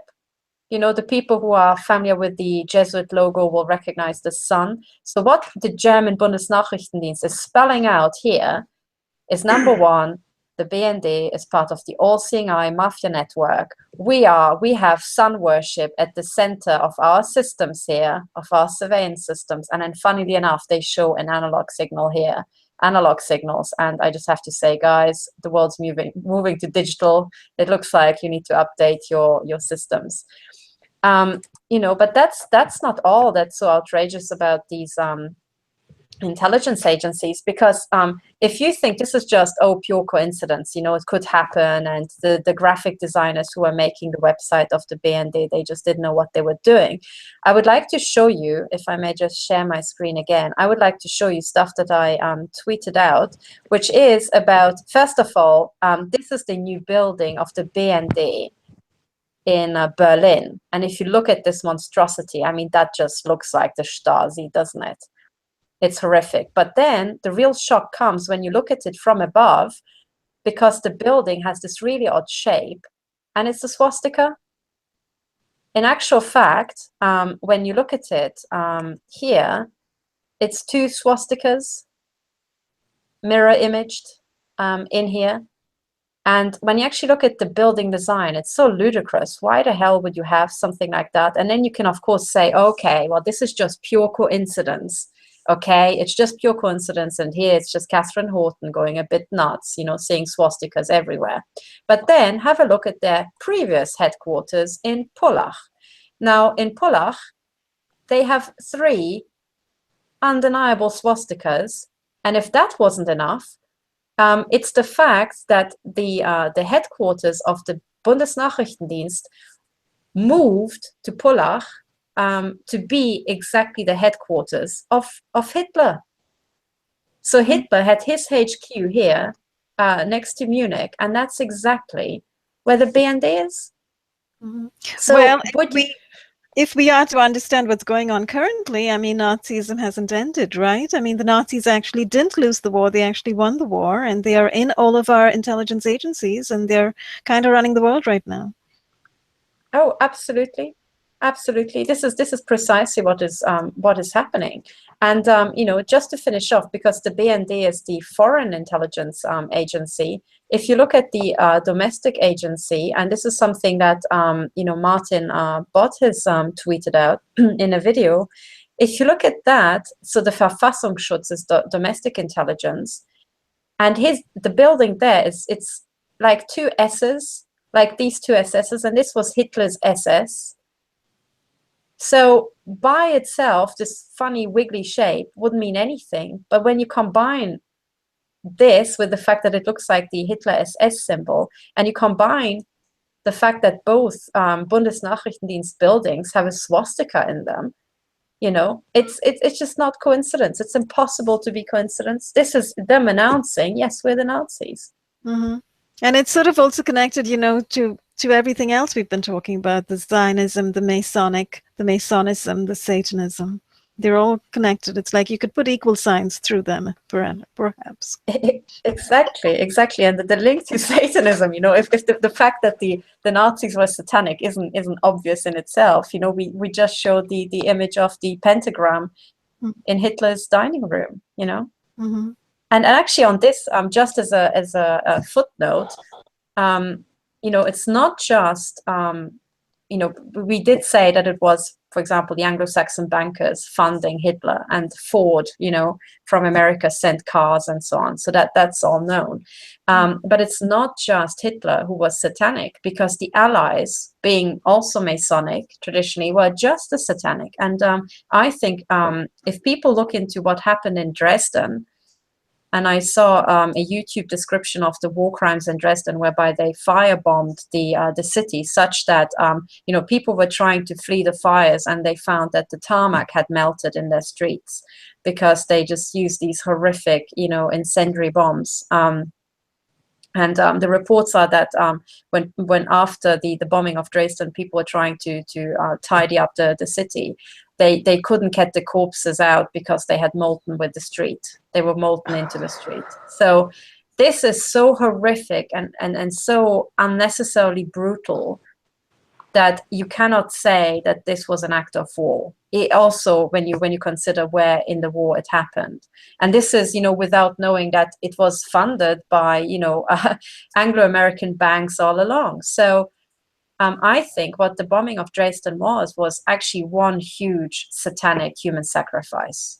I think that's the only way to understand it. Oh, I think that's probably exactly right, because if you look at all wars, in a sense, you know, with millions of people being killed, with children in particular being targeted, you know, if you look at what happened in Iraq, with more than 500,000 children being killed, right? I think that was the number that was presented to, what's her name, Madeleine Albright, and she was asked whether she thought, you know, it was worth it to engage in wars of this nature when so many children are being killed. She looked at that number and she said, oh yes, sure, why not? Children being killed, why not? So, you know, it's all part of that sacrificial kind of mentality and point of view which comes straight from Satanism. And there is something to do with fire and the burning of bodies that seems to be especially associated with Satanism. Look at what happened recently in London, for that matter, you know, with the Grenfell Tower fire.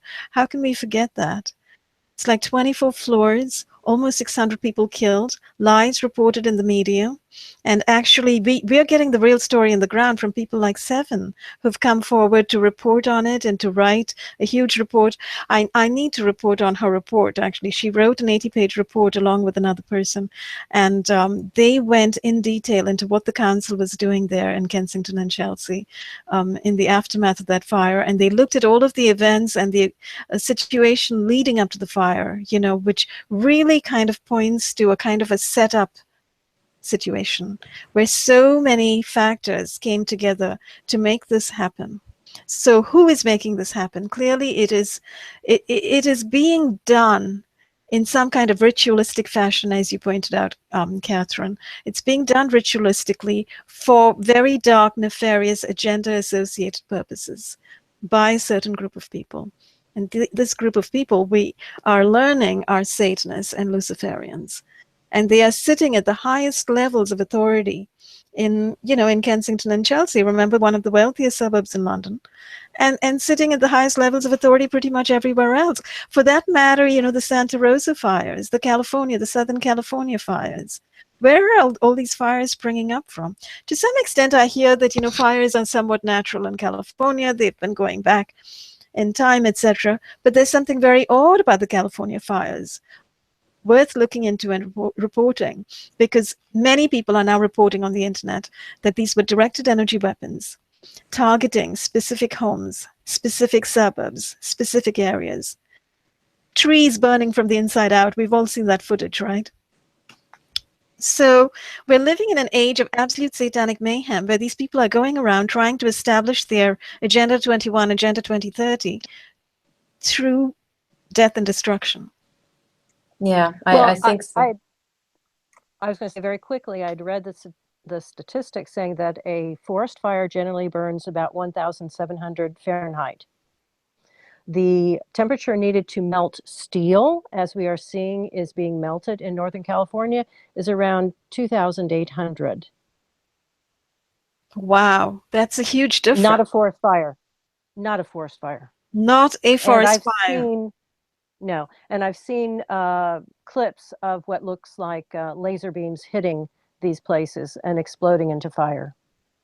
Yes, and actually that technology exists, as we know, because now we have those laser-equipped planes and drones that can actually shoot lasers, and there are these army videos that show that happening, you know, demonstrate that.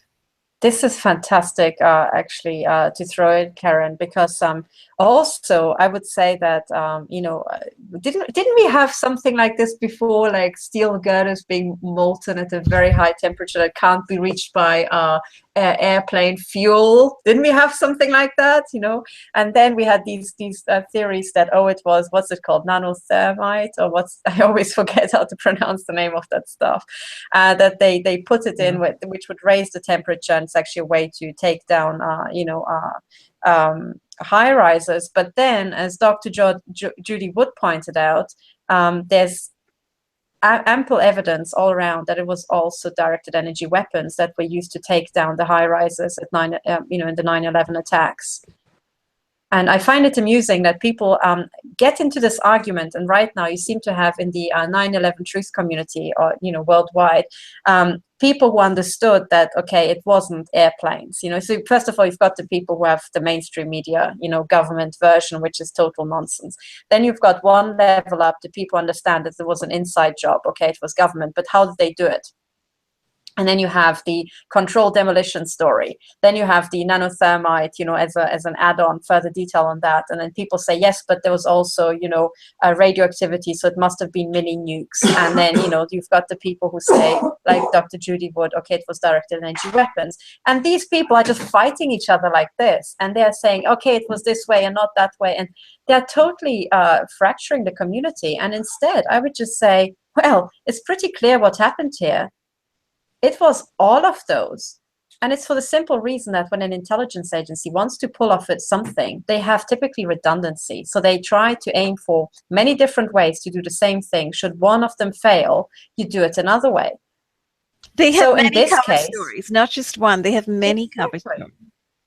Exactly. And in a situation like that, where you've got, it's thousands of people already paid and arranged to pull something that spectacular off on one day specifically, I would set off all of these things at the same time and just make it go up in one big bonfire. And first of all, to generate different leads of evidence. Secondly, exactly to lead to this fracturing of the community. If all these people would say everything happened at the same time, all of these things that we're talking about were pulled off. Yes, there were mini nukes. Yes, nanothermite was involved. Yes, directed energy weapons were involved. All of these things. And they did a test for each one of them separately. That's it. You've got a huge global community, knowing that at the end of the day, it was this Masonic, Zionist, satanic network pulling it off. Well, one of the big things, I was going to say, one of the big things about 9/11 to me is the fact that Dr. Judy Wood did a study and she said, all right, the two buildings weighed so many tons. I don't remember which. And if those buildings would collapse and fall, they would make a seismic footprint of, let's say, I'm going to make this up, 2.5. Okay. But let's say the real seismic footprint, when they went back and looked at it, was, let's say, and I'm making this up, 1.3. Well, that means that the mass of the buildings disappeared in between starting to collapse and hitting the earth. Where did they go? It's got to be directed energy weapons. Even if you take nothing else, that is the one thing that catches your attention, because, some of the stuff you can talk about and non-scientists just go, but it boils down to the fact that a huge portion of the buildings collapsed and never made it to the ground. There's only one way possible: directed energy weapon, vaporized that. Nothing else can do it. Yeah, exactly. And I think most people find it so hard to believe, but even when you watch the footage and you see the towers collapsing, eventually they disappear into that said dust, right? And it's like, where does all that dust come from?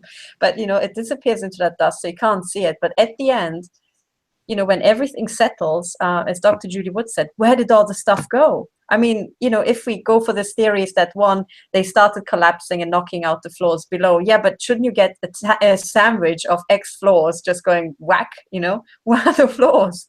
Where did they go? And the people who find it incredible oh gosh, I wish I were at home. I'm still in hiding, so I can't show you. But the people who find it incredible to believe that a directed energy weapon can just vaporize stuff. If I were at home, I could show you a pair of scissors, which I kept, where my husband, who, was a theoretical physicist, not an experimental physicist like myself, was trying to repair our dryer. And it was an ancient dryer, about 30 years old. It was in a flat where we stayed when we were at CERN. And I remember that scene because, never, ever allow anybody who's a theoretical physicist or mathematician to repair anything. That's the lesson, okay? But I was just standing by and I was just, pottering around in the kitchen. My husband puts it into his mind that he wants to repair the dryer. Okay. And I look over and I remember this scene because I looked over, he had taken the cover off and he was about to prod something. And it was a little metal lever touching a little metal plate. And I looked at him and I said, hang on a second, isn't that a live contact? And as soon as the word live contact left my mouth, the room went black. I just saw an actual arc like this long, and that was the last thing I saw. And then the room was black and totally silent. And this was, with the shutters down late at night. I almost had a heart attack. And I said, are you okay? Are you okay? And, he didn't reply, because he was so angry. He was okay. And eventually said, yeah, I'm fine, and he was massively furious. And then we had a hard time finding the fuse in a flat we didn't really know. So anyway, that was the story. But then when we got the lights back on, I found, and that's the thing. He was prodding the lever with a pair of scissors, okay. So now you see what I mean. So, but fortunately, the pair of scissors had a plastic end And what had happened is that he touched the contact and it had arced across the two blades of the scissors and then, you know, gone somewhere and hit the machine again or something like that. But basically the plastic covers had protected him. But when I looked at the pair of scissors, there was a hole in them where the metal of the scissors had vaporized in that instant. And that's clearly visible. And even the metal looks kind of like burnt and molten. It has changed color. And a bit of it has disappeared and was not to be found anywhere in the kitchen. So just an arc of electricity can vaporize metal. And that's just from a stupid washing machine, 30-year-old washing machine. So, you know, if you have modern technology and you can maybe, you know, hit things with some sort of atomic or crystal resonance, yeah, you can vaporize the stuff with enough oomph, you know? Yeah, so you see the question of, you know, who is doing it, you know, which brings us back to our focus over here, that there are people lurking inside, in our midst, in our biggest organizations and in our governments, that are engaging in very inexplicable actions that are ultimately destructive to whole populaces. You know, so the whole, of course, when you start talking about 9/11 and you start going into who's doing it, ultimately we come back to the same culprits that we are actually currently speaking about, right? The Satanists, Zionists, Nazis, Masons, Exactly. and I guess the Illuminati. Yeah, and again with 9/11, I think it's worth going back and looking at it. First of all, as you know, as maybe the first large-scale demonstration of a directed energy weapon, as Dr. Julie Wood says. I think that's very valid. So anybody who hasn't seen her presentation on YouTube should really have a look, because it is an eye-opener. She presents so much evidence that I had never seen it before. You know, about different things, metal being totally bent and you know, and change shape and all that. But I think also we should go back and then, you know, put the entire fancy technology to one side, and that's just the murder weapon. If you think, you know, think about it like that, that's just how they did it. And then there's the question of why they did it, and who did it. And then the final thing is looking at it under the viewpoint of a satanic ritual, of a satanic human sacrifice ritual, realizing that whatever these people wanted to pull off, they could have pulled it off without taking those buildings down, you know? Correct. They really could have, because they do control finance, they do control the Masonic intelligence agency networks. So why was that hoo-ha necessary? You know? Well, because it opened the door, did it not, for a major series of wars that the US waged against Iraq and Afghanistan, and currently it continues to wage against many other countries in the Middle East, Syria, etc. The whole war on terror. I mean, that's the basic umbrella, right? It's the war on terror. It's the war on terror and terrorists. These people are terrorists. They're from outside. They're not us. They're not the CIA. They're not the Satanists among us. We're not doing it. Somebody else is doing it, and we're going to go after them. So it basically gave an excuse for the buildup of the entire military-industrial intelligence complex, and also for the rise of the totalitarian state in America and in Europe. You know, because ultimately I think it comes from this international focus that's running Agenda 21. It's not American per se. There are American factions, just as there are European factions. It's an international crime syndicate, as you say, Yeah, often.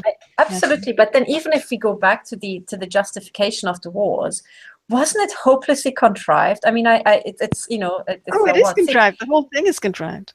No, but even in the details, because it's true what you say is that they used it to justify wars. That is totally correct. But then, if you think back of how they did that, so you know, hang on a second, because the story, as I remember it from 16 years ago, was you had a bunch of Saudis who trained in the U.S., take off from Hamburg, fly to the U.S., and then take down some buildings. That's the story. And this is why we are invading Afghanistan. I know, it didn't make any sense. It was literally overnight. You know, it was like literally within a few months or something. You know, bombs were dropped in Afghanistan, despite many, many anti-war rallies in Washington and elsewhere around the country, etc. Exactly. And how exactly did we get from the Saudis to Afghanistan? Oh, it's because, you know, somebody is hiding in Afghanistan. But But hang on a second, we're talking about a bunch of Saudis. So what's the link? And that link, funnily, was never explained. And that's why what I mean with they didn't really need this big spectacle, because look, I mean, they did the spectacle, and in a sense, the spectacle had nothing to do with what they were going to do anyway. You know, because hang on, what did they do? Oh, they invaded Afghanistan and then Iraq. So what does Iraq have to do with this? Right. You see, they didn't need a justification. Mm-hmm. Well, Afghanistan has poppy fields, right? And Iraq had oil. Has oil. Exactly. You know, that's the major business of the crime cartel. Yeah. So there's all of that, and then there's also the fact that the way in which this was reported in mainstream media continues to be the prevailing cover story. So this is why you have people like David Cameron, the UK Prime Minister, and the FBI in the US coming out a few years ago saying things like people who present conspiracy theories on 9/11, conspiracy theories, are highly suspicious and should be watched and surveilled as potential terrorists. You know, in a sense, Ramol, I agree with him. And I think the biggest conspiracy theory about 9/11 is that, you know, a bunch of Saudis flew a plane into the building, and then the building just went poof. You know, I think that's the biggest conspiracy theory. And I totally agree with David Cameron that anybody who presents that view is a total conspiracy theorist, utterly dangerous for society, and should be watched, put on a watch list and watched until the end of their lives. And I think that makes it most of mainstream media, right? Well, most mainstream media and everybody who runs the Mossad, the MI5, and the CIA. Brilliant! So, yeah, let's all we need to do is take David Cameron up on his word then, you know? Let's go for it. So that, as we know, is the crux of fake news right there, although that's been turned around too as well. So ultimately it does come back to the media, and at some point we have to, you know, return to the story of the media. I'm planning an article, which I still haven't had the time to write and put out there, but not about 9/11 so much, although it's probably part of the whole story, but more about targeting and how it's being wrongfully you know, played up in the media as paranoia and delusion, when we all know that targeting with electromagnetic weapons and neuro weapons is a horrific reality that is going on now, and that needs to be published and, you know, publicized, and people need to wake up and understand what's going on. On which note, you know, the tweets that we were looking at last night were brilliant. There is a DHS Whistler, right, is the Twitter ID of a new whistleblower from the DHS who's promising to release a great deal of information. He just released information about kill lists at the Bundy Ranch. And he posted pictures of the Bundy Ranch with people being red dotted and blue dotted to indicate the level of threat via threat assessments from the DHS. And basically he is saying that the government at that time, when the Bundy Ranch was invaded by the feds, was actually going to be the scene of major crime, where there was intentionality by the government to take out the red and blue coded people out there, to literally, that these people were on a kill list. So, you know, that's huge disclosure coming from inside the government, from inside the DHS. We know there are kill lists because we are being assaulted with these electromagnetic weapons, and we know people who've been killed. But we don't have any information from inside the government. We need whistleblowers like DHS Whistler, you know, to have the guts and the spine and the integrity and the courage to stand up for all of humanity and come out and speak the truth and present the documents and present the reality that there are kill lists, there are targeted killing lists, the targeting programs that are currently being run today by the DHS, the CIA, the FBI, the NSA are grotesque, gross, and evil beyond thought, that people are being tortured with these deadly weapons, and not just in America, but also in Europe, in countries of Europe, and in countries of Asia, countries of South America, countries in Australia and New Zealand, and all Africa. over the world. And Africa, and all of this originating in a sense from the NSA and the CIA and the MI5 and all of these intelligence agencies in the West, originating precisely from these Masonic satanic elements that we've been speaking about. So it's time for, you know, good people of conscience and integrity to come forward. And, you know, I'm so happy to know that this guy is coming forward and speaking out. And I'm really hoping that a lot comes out in the next few days, and that others will join him, you know, him or her, that others will join him or her. I just wanted to show the Twitter account that we're talking about for the people who haven't seen our tweets. So this is called DHS Whistler, at DHS Whistler here. And there are only 13 tweets. And the first one came 22 hours ago. I think so the kill list is actually this one here. So what this person says is that this is real-time overhead imagery from the Bundy protest, and protesters are color-coded, implying a threat level. So there's yellow and red and blue and so on here. And I think, as I understand it, each dot represents a person, overlaid. And I also think that these people, at first I thought that they are here on the motorway, and then I realized, no, they're actually in the path of oncoming cars. So they must be under the bridge. And the fact that an overhead aerial view is showing people under the bridge kind of implies that this is being, calibrated with either infiltrators, triangulating them from the ground, or their cell phones showing the height, so they are, roughly in this area, but they're actually in different locations on the image. So this is what I'm saying, is they're not being highlighted by just the aerial view. There's extra information being fed into this. Now, people said to me, oh, this is just dots added by, by Microsoft Paint. This doesn't mean anything. And I do think we have to first be cautious, because sometimes, infiltrators are putting out nonsense to discredit people. But I think people should follow this site and actually see what comes out over the coming days. And then we either say, this is genuine, this is valid information, or we say, look at the intelligence agencies trying to, disrupt our community by artificially putting out infiltrators. Either way, we can system judo, to something. Yes, thank you for showing that, Katherine. And we should thank Terry Leah. She sent me the same info as well, and I sent it to Karen last night. And I think Royston Potter was actually one of the early ones who flagged it up and sent it around. Well, I sent a message, and I'm hoping to get a response. Brilliant, brilliant. Thank you, Karen. No, actually, yeah, absolutely. So we should follow it. And I think everybody has to understand that, oh, by the way, I do get feedback. Is it maybe Karen's microphone? I'm not sure. Possibly, because I had to move. Okay. So I think also we all have to be aware that, we were brought up in school to think, oh, okay, there was Nazism, there was communism, and then, the US and the Western powers were fighting this. And actually what we're now discovering is that actually the Western powers funded Hitler. Hitler came to Switzerland and was coordinated from Switzerland, it seems. And then, Lenin was in Zurich before he went to Russia, and then communism took off, and so on and so on.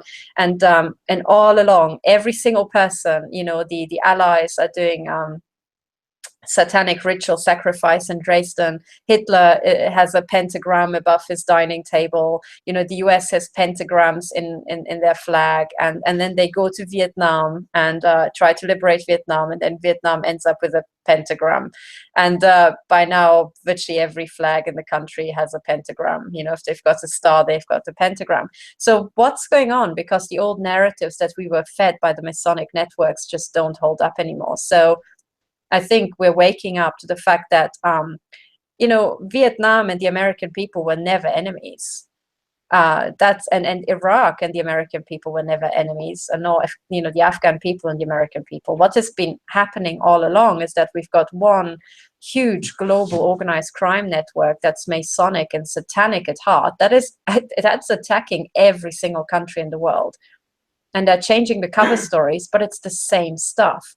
And I think what you'll find is that the asset stripping of Afghanistan and then the exploitation of the country to grow poppies was being done by the same Masonic, Illuminati, Zionist, organized crime cartel that's also murdering people in Western countries. It's the same stuff.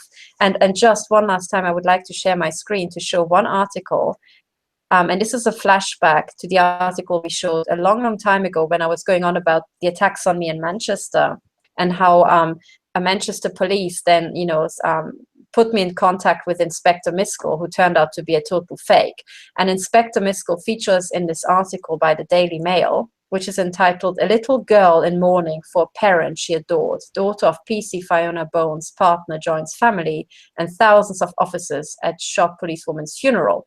So this is a funeral reported by the Daily Mail. And when you look at how they're reporting it, the first images, show first of all the murdered woman on the right, but then a little girl holding a pentagram and holding her lips on the left. What an odd image to show. If it was just, a journalist taking snaps at a funeral, you wouldn't really show this image. But what this actually shows is that this is a satanic ritual, and that holding the lips means omerta. It's the vow of silence, okay, of the mafia, of the Masonic network. So what this means is this is a satanic ritual, hold your mouth. And then further down, I also pointed out that this image of the mourning family with, the little pentagram there is shown exactly 3 times. So one here, one there, pretty much same image, and then a third one here, right? The same image shown 3 times. Why would they do that? Is holding his fingers, showing the first and the last. And again, that, as far as I can make out, is again a Masonic hand sign, because he's showing this, the devil's horn, as far as I can make out. So, again, we've got the Daily Mail putting out a satanic article. Yes, and on that note of holding the lips or holding the mouth, I just wanted to say, if you look at pictures of the FBI or the police at these press conferences, at any of these false flag events that occur frequently and have occurred frequently, you'll see somebody over there holding their mouth, either with their own lips, kind of pressing their lips together, or actually having a finger over their mouth or 2 fingers over their mouth. And this is very frequent actually in press conferences per se. If you look at video footage, you will see somebody there behind the people who are speaking, with a finger to their mouth or in some way holding their mouth. It's incredible, because it tells you that everything is a show, that all of these, public events are a huge show. It's all theater, it's all theatrical, and silence is to be observed. And that silence relates entirely back to these Masonic vows of maintaining the silence. Actually, so very interesting information. I have a really big example of this, exactly of what you just said. And I just would like to share my screen. Hang on, because people need to see this, because it's pretty much exactly as you said. What I would like to share is a screen, just an image from the film A Good American. It's at 1 hour, 10 minutes and 28 seconds. Okay, so you will see this person, making a lie statement in front of, some congressional committee, and in the background, you see this man holding his lips. And what this is she's talking, but the covert image, so the covert message here is that this is, observing a vow of silence. She's not saying the truth. She has to hold her mouth, really. And everybody who knows about it also has to keep their mouth shut. Their mouth shut. That's Maureen Baginski. Exactly. Yes. Thank you. And if you watch A Good American, I want absolutely everybody to go and watch this film. And as I said last time, you have to watch it once to get absolutely all the content that Bill Binney and Kirk Wiebe and Ed Loomis and the others are sharing, because that is extremely important to understand for what's going on. So you have to watch it once to understand what they are saying. Then you have to watch it again and then try to read between the lines and understand the bigger picture of what that implies for current affairs and the future, and then watch it a 3rd time to get all the covert messaging that I think Oliver Stone put in, and that are entirely Masonic. The entire thing is Masonic. And actually, if I can just show you how the entire film starts. So in the opening scenes, you'll hear Bill Binney talk, okay? And that's the introduction. But then after that, the image that is shown, and I have to show you, I won't analyze this film any further than that. That will be homework for people. Yeah, we're going to have to think of closing pretty soon. But just this one image, the at 2 minutes 29 seconds, the image that you see that introduces the film is this view of Washington, D.C., where the most prominent, features are here. The dome, that's Capitol Hill, isn't it? Yeah. Okay, and then you have here, you have the obelisk. That's the Washington Monument. So that is the Masonic obelisk. And down here, that's the Pentagon, isn't it? This building. I guess so. I can't see properly.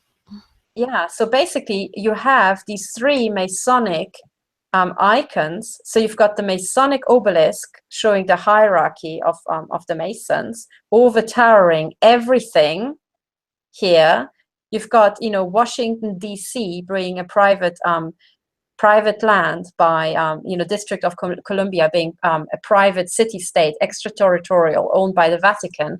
And then you see the Pentagon, a pentagram. So what this actually tells you is that the film ostensibly is about, reporting what Bill Binney and Kirk Wiebe and the Thin Thread team went through. But actually, as Oliver Stone puts it into film, it's a film about the Freemasons and Satanism conquering the world. And that's just the opening scene. And this covert signaling tells a completely different story that runs in parallel to the entire film, A Good American. So that's just so much about Satanism, and as a homework. Very interesting, Katherine. I have to say we all have to watch that to see what exactly you're talking about. But in terms of, covert messages running through public displays and public press conferences and video footage, etc., I think that's exactly right. There appears to be covert, information running through all of our public information. And at this point in time, I think many of us are figuring it out and beginning to unveil it and look closer and reveal it. Which we need to do if we are going to step beyond and out of this Masonic and Satanist paradigm, which I think the world needs to do if we want to move on to any kind of life, because we're living currently in states of destruction everywhere. I agree. And it's very good that they put it into the media, because they put it in print, so we can go back, find every article with covert Masonic and Satanist messaging, and then basically arrest all the journalists. And the editors of these newspapers, and say, well, you have been running a crime cartel in parallel, all along. Well, they're actually agents, right, posing as journalists? Yes, and in another Techno Crime Fighters, I can also point to evidence where it's pretty openly discussed that senior members of advertising agencies and the media are actually MI5 and MI6 agents. Yeah, we have to do that, yes. So that's to come. Is Karen here for any last words before we close? I'm still here. I just had to move. I'm just going to point out that Maureen Baginski attained a pretty high position at NSA and then laterally transferred to the FBI. Isn't that interesting? I thought so too. Because I would have thought people who join these intelligence agencies kind of stick to one at a time. They don't really skip, right? Depends on the agenda. Right. If you're turning the FBI into your little slaves, then maybe you do. Maybe you laterally transfer. Mm-hmm. And if there are indeed secret networks moving you around like little puppet pieces or chess pieces on a chessboard, maybe then you'll also transfer. Mm-hmm. And I just want to point out to all our new viewers that every single time Karen opens her mouth, she has some mega revelations that usually floor us all and have the deepest implications ever. So, please listen to Techno Crime Fighters again, and every previous episode, and every single time Karen speaks, make a video just specifically about that section and broadcast it, because the world needs to hear her. Yes, I think we need to bring Karen forward more and more and more so we can hear more about what's going on, really. I somehow suspect that, the NSA and the FBI are happy when I'm just blithering on, and, Karen is just drowned out by my waffling, because every time she opens her mouth, they are being brought down, their buildings crumble. Yeah, and I think right now a lot is, there's a lot of high attention and a spotlight on the FBI, isn't there? Well, I've been reading that the good guys, supposedly, are now in a position where they're starting to challenge the bad guys. So that's we're having some bit of internal strife there. So I'm certainly hoping for the best, because the good guys had no one to go to before this administration. So we'll keep our fingers crossed. Yes, absolutely. And every so often I'm reading about NSA white hats. You know, supposedly NSA white hats are passing on information about pedophilia and things like that. And that's wonderful, but we need a little bit more white hats, guys.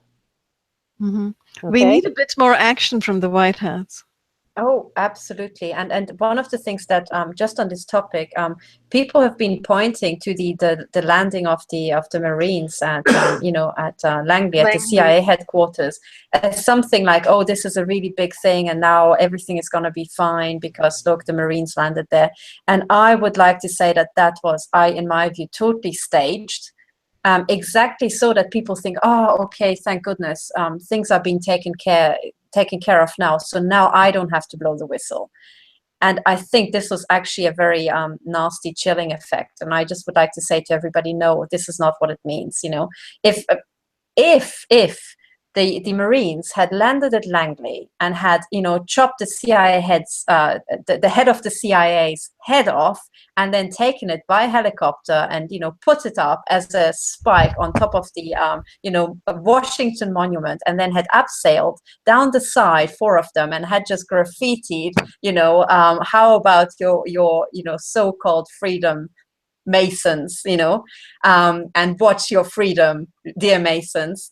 If that had happened, I would have said, okay, cool. The Marines did what only the Marines could do.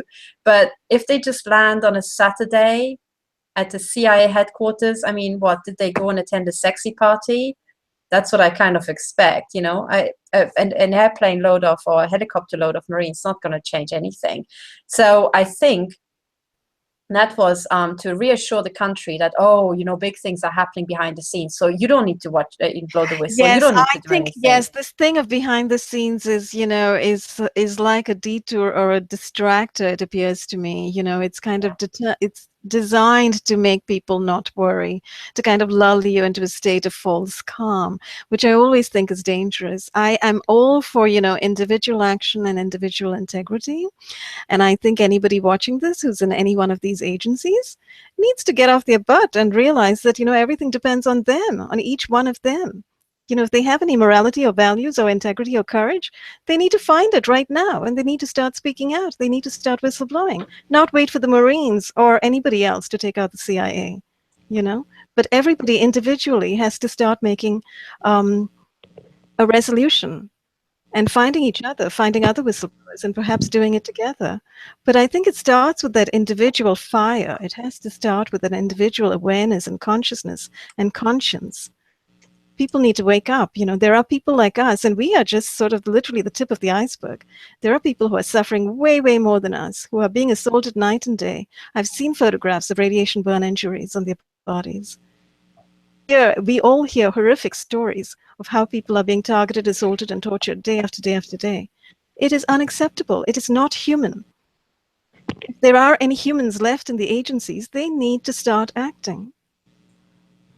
Yes, and they need to act together for defense. A handful of people banding together and saying, we want to speak to a congressman and demand that we be heard before a Senate or congressional committee to tell them something's going on that shouldn't. There are proper ways to do it.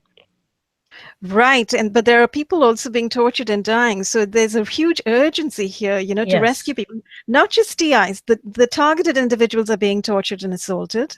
There are children who are being abused and, trafficked into these pedophile rings. There's organ harvesting that's going on all around the world. That's, again, child abuse.